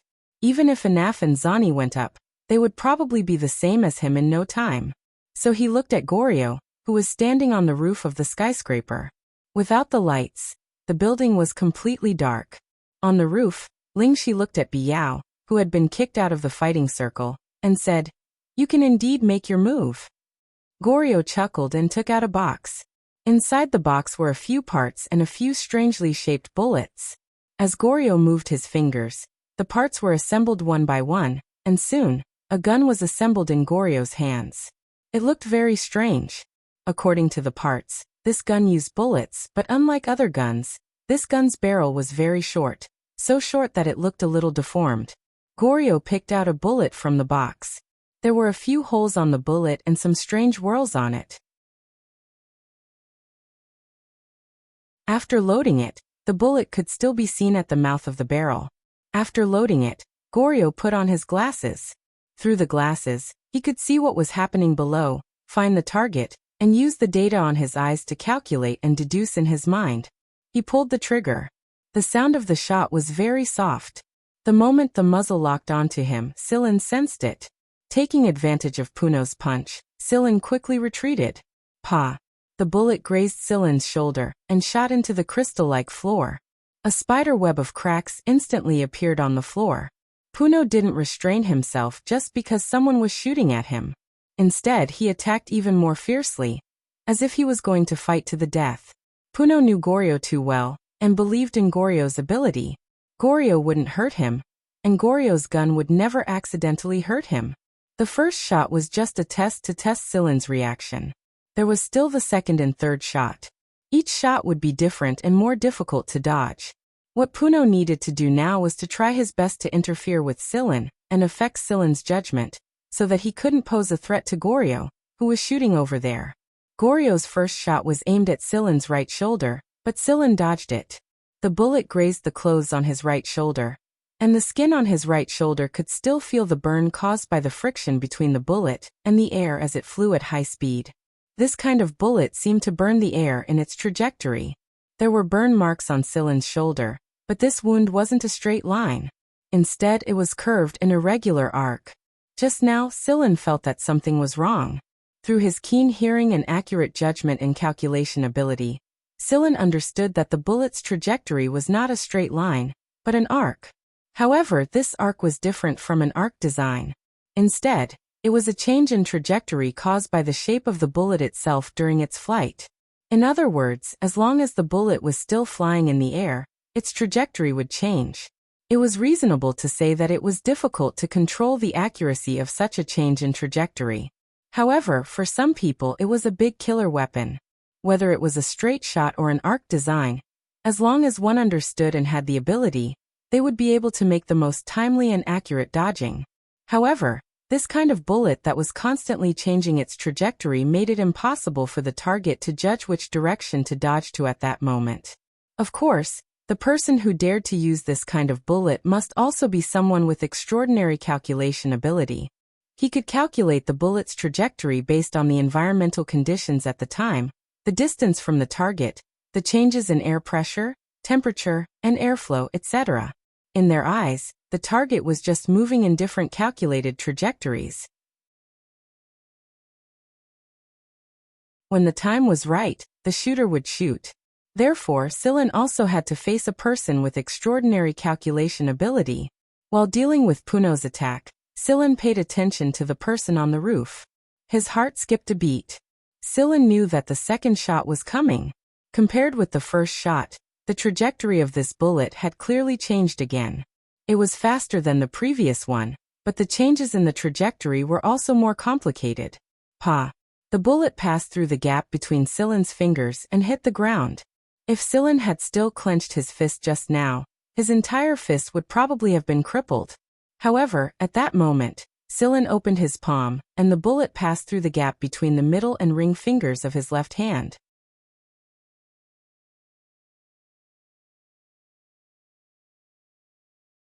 Chapter 234. Ignoring the burn on his finger, Sillin avoided Puno's elbow strike and punched the side of Puno's waist. He succeeded in one hit, but Sillin did not take the opportunity to launch a combo. Instead, he leaped back, and the third bullet was about to arrive. The second bullet was obviously more difficult to grasp than the first one, and one could imagine how difficult the third one would be. Sillin needed time to analyze the third bullet.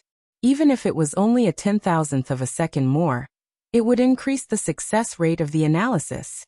Lingxi, who was standing on the roof, looked at Sillin. She did not expect Goryo's second bullet to miss. And what she did not expect even more was that Sillin's finger was only slightly burned. It was just an instantaneous burn from the bullet's high temperature. How was that possible? According to Lingxi's understanding of the bullet used by Goryo, this bullet did not only bring about instantaneous high temperature, but also a powerful airflow compression impact. Purgatory Thunder Snake was the name of this bullet. After the bullet was fired, it had the speed of lightning and the instantaneous change of trajectory of lightning. It was also like a snake biting its prey. The snake would not blink, and it would not give the target even a blink of an eye to escape. Trajectory change, instantaneous high temperature and high pressure impact. It was not easy to dodge, and the secondary destructive force was not something that ordinary people could withstand. Therefore, even if it passed through the gaps between Sillin's fingers, it should not only bring about a burn to Sillin. According to Lingxi's estimation, even if it did not break his fingers, a piece of flesh would be cut off by the airflow. But that was not the case. It seemed that Sillin's physical strength was not inferior to Puno's. While Lingxi was analyzing Sillin, Goryo fired his third bullet. When this bullet was fired, the muzzle was not aimed at Sillin, but it was indeed locked onto Sillin. Sillin could clearly feel it. In fact, Goryo did not think that he would use this bullet on Sillin here. After the second shot, Goryo replaced the bullet he had originally planned and used this one. Because if he had used the bullet he had originally planned, there was a 60% chance that it would have missed. At most, it would have given Sillin another burn wound. Goryo was very confident in this bullet. Even Teacher Griffin and the others wouldn't be able to dodge it. Moreover, this bullet's penetrative ability was quite strong. It could penetrate an entire spaceship. The special material and the special shooting made Goryo very confident in this bullet. This was the true Purgatory Thunder Snake. The first two Purgatory Thunder Snake bullets could only be called Thunder Snakes, but this one was a Purgatory Thunder Snake bullet. If Griffin knew that Goryo had used a Purgatory Thunder Snake on Sillin, he wondered if she would flip out. When the Purgatory Thunder Snakes appeared, they would either die or be heavily injured. At least Griffin didn't intend to seriously injure Sillin. Time to see blood. Gull thought faintly. The bullet streaked across the distance between the two buildings at high speed, changing its trajectory and shooting at Sillin. At the same time, Puno also attacked Sillin again. Unavoidable, unavoidable. Golder looked down with a smile. Clang. The sparks produced by the friction of metal were particularly conspicuous in the dark, like a snake colliding with a hard shield at high speed. Goryo's smile froze. Puno's attack was also forcibly stopped. That clang had already caused the others to stop and pay attention to Celine's side. The slender blade wasn't conspicuous in the dark. Without the illumination of the lights, the dim starlight plated the blade with a layer of cold light, bringing an indelible shock to those who saw this scene. At that moment, it was like a sharp claw had suddenly reached out from the void and blocked the purgatory thunder snake bullet. The blade. It was Osculo's blade. It had been baptized by the blood of countless people, and had accompanied a star-level hunter on countless battlefields. It was this blade that seemed to make the surrounding temperature suddenly drop to a freezing point. Bell was originally prepared to swear and accuse these people of using guns, but he held back all of his words. A murderous aura. A murderous aura that made one's hair stand on end. Puno seemed to hear the wailing of countless wronged souls. In theory, the bullet had been aimed at Silen's right shoulder, but it had been blocked by the blade on its way over. Holding his blade, Silen glanced at Puno, whose entire body was tensed and stopped a meter away from the horizontal blade. Suddenly, the shadow of his hand flashed, and the blade's position had already changed. He held it upside down and placed it beside him. Clang. Sparks flew. The fourth shot. Puno's throat was dry, and he swallowed a few times. For shots. Goryo hadn't even hit a single target. After knowing Goryo for so many years and working together for so long, this was the first time he had seen Goryo's 4 shots fail. Zani's night vision was the best among them. He could clearly see the blade in Silen's hand. There were no marks on the blade, and it had blocked 2 shots. The sparks from the friction of metal didn't come from this blade at all, but from the so-called purgatory thunder snake that could pierce through a spacecraft. After the 4th shot, Goryo put away the gun, dismantled it, and put it back in the box. He understood very well that there was no need for Silen to shoot again. The purgatory thunder snake wasn't invincible. To be able to calculate the trajectory of the purgatory thunder snake to such an accurate degree was indeed admirable. Goryo was able to predict the trajectory of the bullet because of his understanding of the purgatory thunder snake. But what about Silen? Silen had deduced the bullet's shape and structure based on the bullet's initial flight trajectory, and then deduced the subsequent trajectory changes. If it was a calculation problem in a class, then there were countless people in AF1 who could solve it. However, this was an actual battle, and there was only a short moment left for people to think. What was this person's brain made of? Was it a human computer? Goryo had always thought that his brain was good, and his rapid calculation ability was strong, but compared to Silen, it was really not up to standard. After putting away the box, Goryo made a helpless gesture toward Lingxi. This guy is too strong. No wonder Teacher Griffin sees him in a different light. Seeing that Goryo had put away his knife, Puno also did the same. He pressed a few parts of his body that had been hit by Silen. This time, his injuries seemed to be a bit more serious. As Puno rubbed his wounds, the cracked bones inside his body slowly began to heal. Bell and Zhen Xingming relaxed when they saw that these people were showing signs of stopping. However, when they saw a badge accidentally fall out of Puno's wound while he was rubbing it, they became nervous again. Puno hurriedly picked up the badge, blew on it, and wiped it. Then he smiled innocently at everyone and put it away like it was a treasure. Zani, Biao, and the others didn't react much to Puno's badge. They had one of their own, and it was the capital of their arrogance. Even if they didn't have a military rank, the soldiers would still treat them with respect. Through the night vision on her cornea, Davi also saw the pattern on the badge. The hand holding the butterfly knife trembled a little. Wing. Wing was a special department of the Mist Bodhisattva Empire. The emblem of Wing was a pair of wings. At the center of the emblem was the national emblem of the Mist Bodhisattva Empire. There was a pair of wings on each side of the emblem. One wing had the emblem of the Imperial Guard, and the other had the emblem of the Imperial Guard. Although Wing's emblem had the emblem of the 2 great armies of the Empire, they were independent of the 2 great armies. Wing had a lot of authority, and could accept orders directly from the Mist Bodhisattva Emperor. In other words, the Mist Bodhisattva Emperor was their ultimate leader. They were also the only department that the Mist Bodhisattva Emperor had granted them the right to kill nobles directly.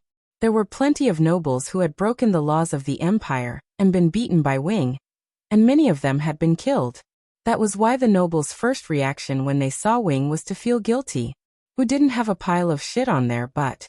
In Belle and Zhen Xingming's eyes, these people were just AF1 and AF2 students. At most, they would feel a little uncomfortable, but they didn't think that they would cause too much trouble. But now they weren't so sure anymore. Who knew what kind of orders these people had received? What if they were accidentally injured or killed in the end? It wasn't that Belle and Zhen Xingming were cowards. As direct descendants of the royal family, they shouldn't be so afraid of Wing's people. But Belle and Zhen Xingming had never been obedient since they were young. They had done what they should and shouldn't have done. It would have been fine if their father was here to support them, but without the old man's support, they were clearly lacking in authority. When did Wing recruit these bastards? Why hadn't they heard anything at all? Belle and Zhen Xingming couldn't be blamed for not knowing. If they were still in the imperial capital, they would have found out with a little investigation. But the problem was that they had left the imperial capital for a while now, so they didn't know what was going on in AF1 and AF2. Zani was very cocky. The wings on his back were flapping loudly to show off his existence. Belle and Zhen Xingming, the two princes of the royal family, were intimidated by him. Ahem, Puno, put your badge away. Of course, it was an accident. Puno had no intention of showing off. He put away his badge and started massaging his wound again. Zani glanced at the guarded Belle and the others, and was about to show off again when he noticed Silen's gaze. He turned to look at Silin. What are you looking at, kid? I know I'm handsome, but you've never seen a man with wings before, have you? It can't be helped. Talent always attracts jealousy. Biyao and Anaf were used to Zani's behavior a long time ago. They didn't even bother to roll their eyes at Silin. Silin, was it? Our boss has a message for you. Silin moved before Biyao could finish his sentence. Although Puno was rubbing the wounds on his body, he was also paying attention to Silin's movements at all times. At this time, he saw that Silin had suddenly moved, and he even had the momentum to openly swing his blade. Moreover, the target of the swing was none other than the smug Zani. Puno instantly pushed himself to the limit, and smashed a large hole in the ground with his legs. He sprinted towards Silin. Biyao also kicked at Silin at top speed. Judging from the group situation, Silin was the closest to Punori, and Biyao was slightly further away. However, neither of them could compare to Silin's distance to Zani's. Silin was obviously the furthest away, but he was able to dodge Puno's fist, Biyao's kick, parry Anaf's fist, and stab Zani in the stomach.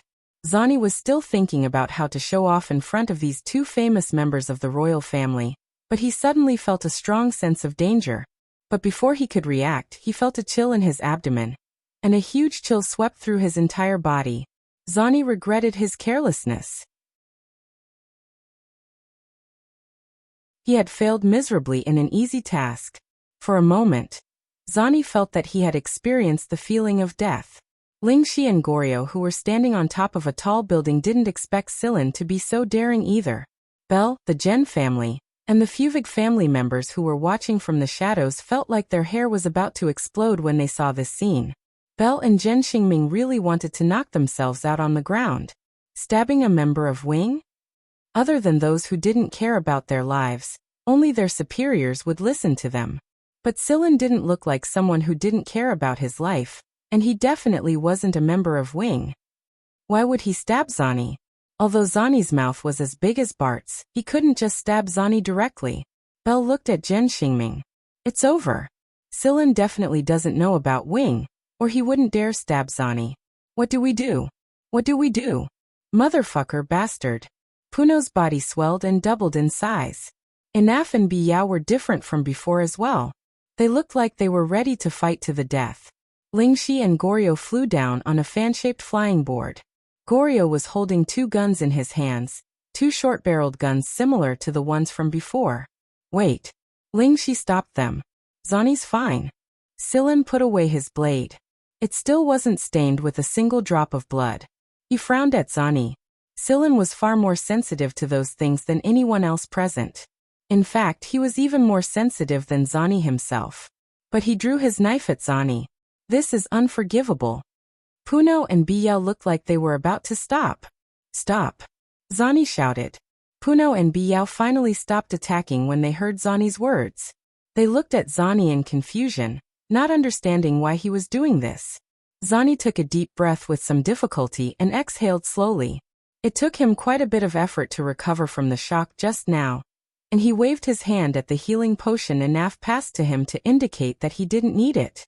Bell had covered his face with his hands when he saw that the battle was about to begin, but his eyes were still peeking through the gaps between his fingers. At first, he was complaining that the people hiding in the shadows didn't come out to help, but when he saw that things weren't going the way he expected, he moved his hands away and openly observed the situation. Under everyone's confused gazes, Zani raised his hand and revealed 5 fingernails that were even longer than his fingers. Then, Zani put his hand into the wound that Silen had just stabbed him. Zani used his long fingernails to dig into the wound until they completely disappeared. Bell and Jen Xingming subconsciously touched their abdomens and shivered when they saw this. It must be very painful. When Zani's fingernails reappeared, they were holding a black object about the size of a quail egg. An insect. Zani twisted his fingers and crushed the object into pieces when he saw it. Then, he raised his head and let out a long scream that didn't sound like a human's. Following this sharp scream, Zani's originally sturdy body quickly became thin, but his arms were stretched out. Pop! Pop! 2 more pairs of wings unfurled behind Zani's back, each longer than the last. 2 long, sharp teeth protruded out of his mouth. His silhouette under the hazy starlight looked quite sinister at first glance, like a demon from a fairy tale. Silen could feel that Zani had become lighter. No, his bones had become lighter. They were probably hollow bones that allowed him to move faster in the air. This was the real Zani.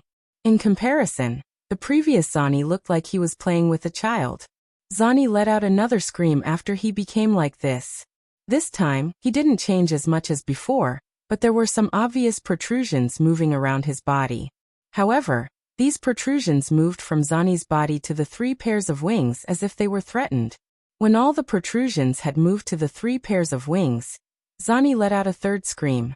The 3 pairs of wings shook violently, and the skin around the protrusions broke open, shaking out the things inside. Pop, pop! The shaking of the wings caused something similar to the black object that Zani had crushed to fall to the ground. Insects. Could it be? Biyao exclaimed in surprise. He took out a knife and poked one up for a closer look. These little insects that had fallen to the ground were already close to death because of Zani. They all died in a short while. After shaking out all the insects in his body, Zani returned to his original appearance. This time he retracted all his wings. Zani panted as he cursed. Fuck, I miscalculated. I've failed so many times.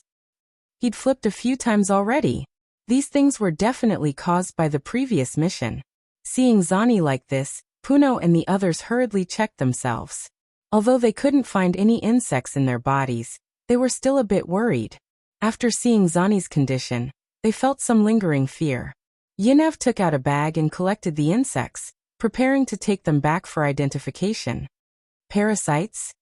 Lingxi looked at the dead insects on the ground, then turned to Silen. Now, everyone understood that Silen's previous stab had killed one of the parasites in Zani's abdomen. But how did Silen know that Zani had these things in his body? And how did he stab it so accurately? How did you know that there were parasites in Zani's body? Lingxi asked. Silen looked at them.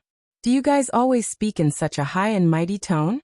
Silen saying that he didn't feel anything about being attacked for no reason was pure nonsense. Lingxi paused, and her tone softened. We're very sorry, but we won't apologize for what happened before. We were just following orders. Still, we thank you for what you did to Zani. Hey, you Silen, right? Thanks. Zani had expended too much energy just now, so he sat down on the ground and said to Silen. No need to thank me. Even if I didn't use my blade, you would have been able to endure it. It was just that it would have been terrible.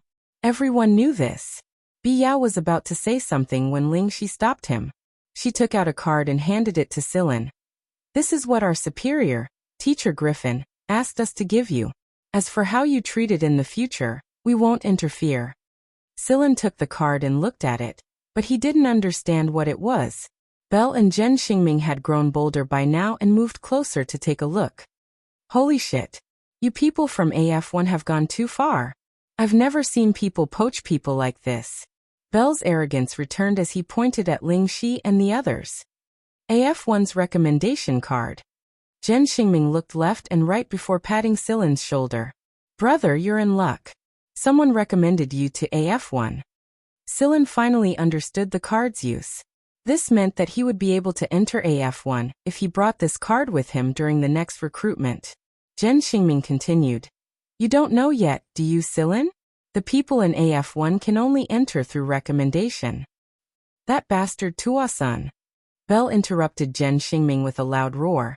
It must have been that bastard Tua-san who leaked the information, that piece of trash. I knew he wasn't reliable. Okay, we have to go too. As for this matter, if you have any questions, you can ask Teacher Griffin directly, said Ling Shi. They had done what Griffin wanted them to do, and they still had a mission to complete. They couldn't stay here for too long. Plus, they had to investigate the parasites and seal off the place first. Funo and the others suddenly felt that something was wrong when Ling Shi said they were leaving. It was as if one of them was missing. While they were thinking, they heard a noise coming from the edge of the wall. Two cat paws rested on the edge of the wall before a cat's head popped out. The cat seemed to be biting something in its mouth. Huimao looked very spirited and unharmed. It was only after they jumped up that they realized that Huimao was biting the Black Panther's tail. He had dragged the Black Panther up by its tail.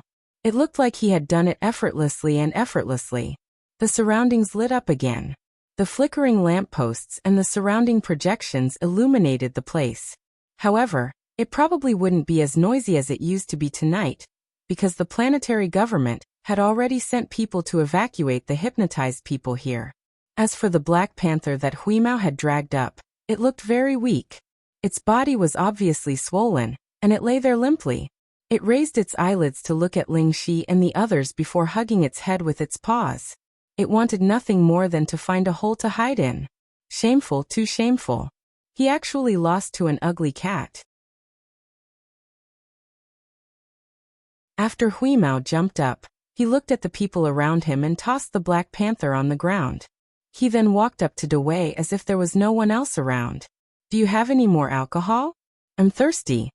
Belle really wanted to worship it. This cat was just too amazing. Not only did it beat the Black Panther into this state, but it could also drink so much. Not only was it so good at drinking, it even ignored the people from Wing. As expected, like pet, like master. Dewey looked at the people around her, and took a step back, then another. Seeing that there was no reaction, she left to look for alcohol for Huimao.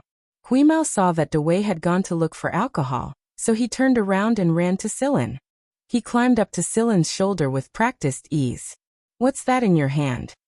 The invitation card attached. Sillin handed the card to Huimao for him to take a closer look. Attached? Is it the first advanced education school of the RAS that Belle mentioned? Yes. Huimao looked at the card, then at the people around the Black Panther who were feeding it medicine and inspecting it. Just like that panther? Indeed. No.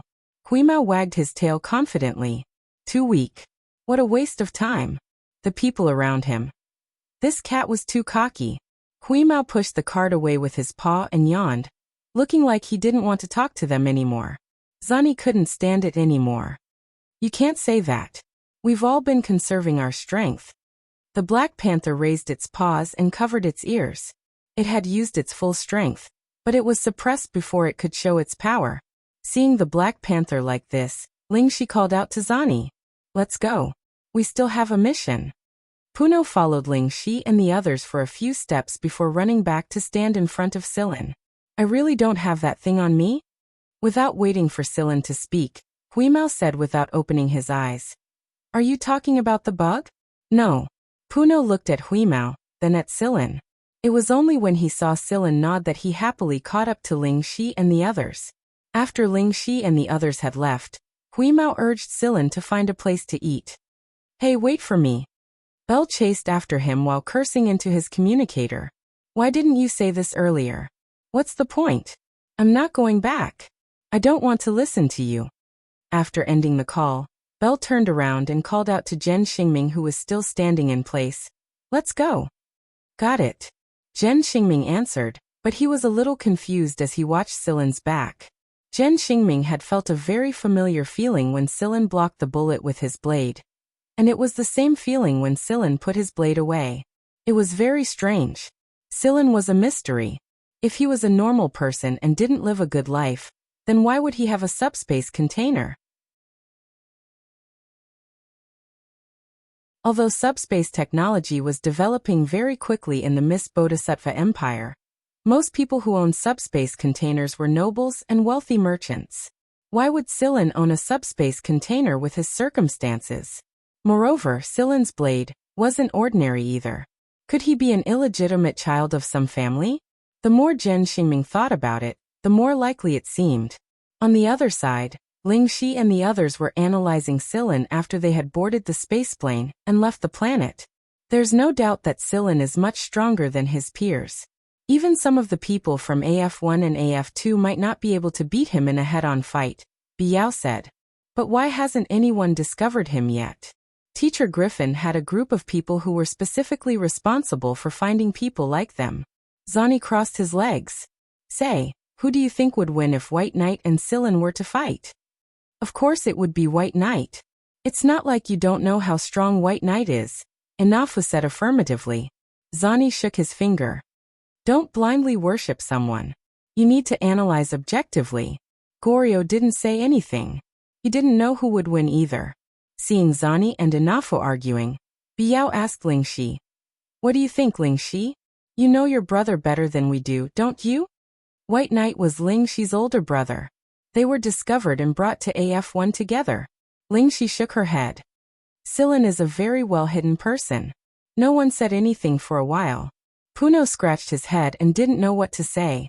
In order to change the topic, he kicked the black panther that was playing dead next to him. Panther, is that cat really that strong? Panther looked pained. I doubt it's a cat. I can't scratch its skin at all. Also, Panther panted heavily. Is that the strength of a cat? Not even King Kong is as strong as it. King Kong was a 10-meter-tall gorilla, or baby gorilla. It was still in its infancy. You're tuning in to the Li Mei's Wuxia Whispers YouTube channel. We're so grateful for your support, and don't forget to subscribe to join us on this incredible journey through captivating stories. Your generosity through donations truly makes a world of difference, as it's the primary source of revenue that allows me to expand and enhance this channel for you. Thank you from the bottom of my heart for being a part of this adventure.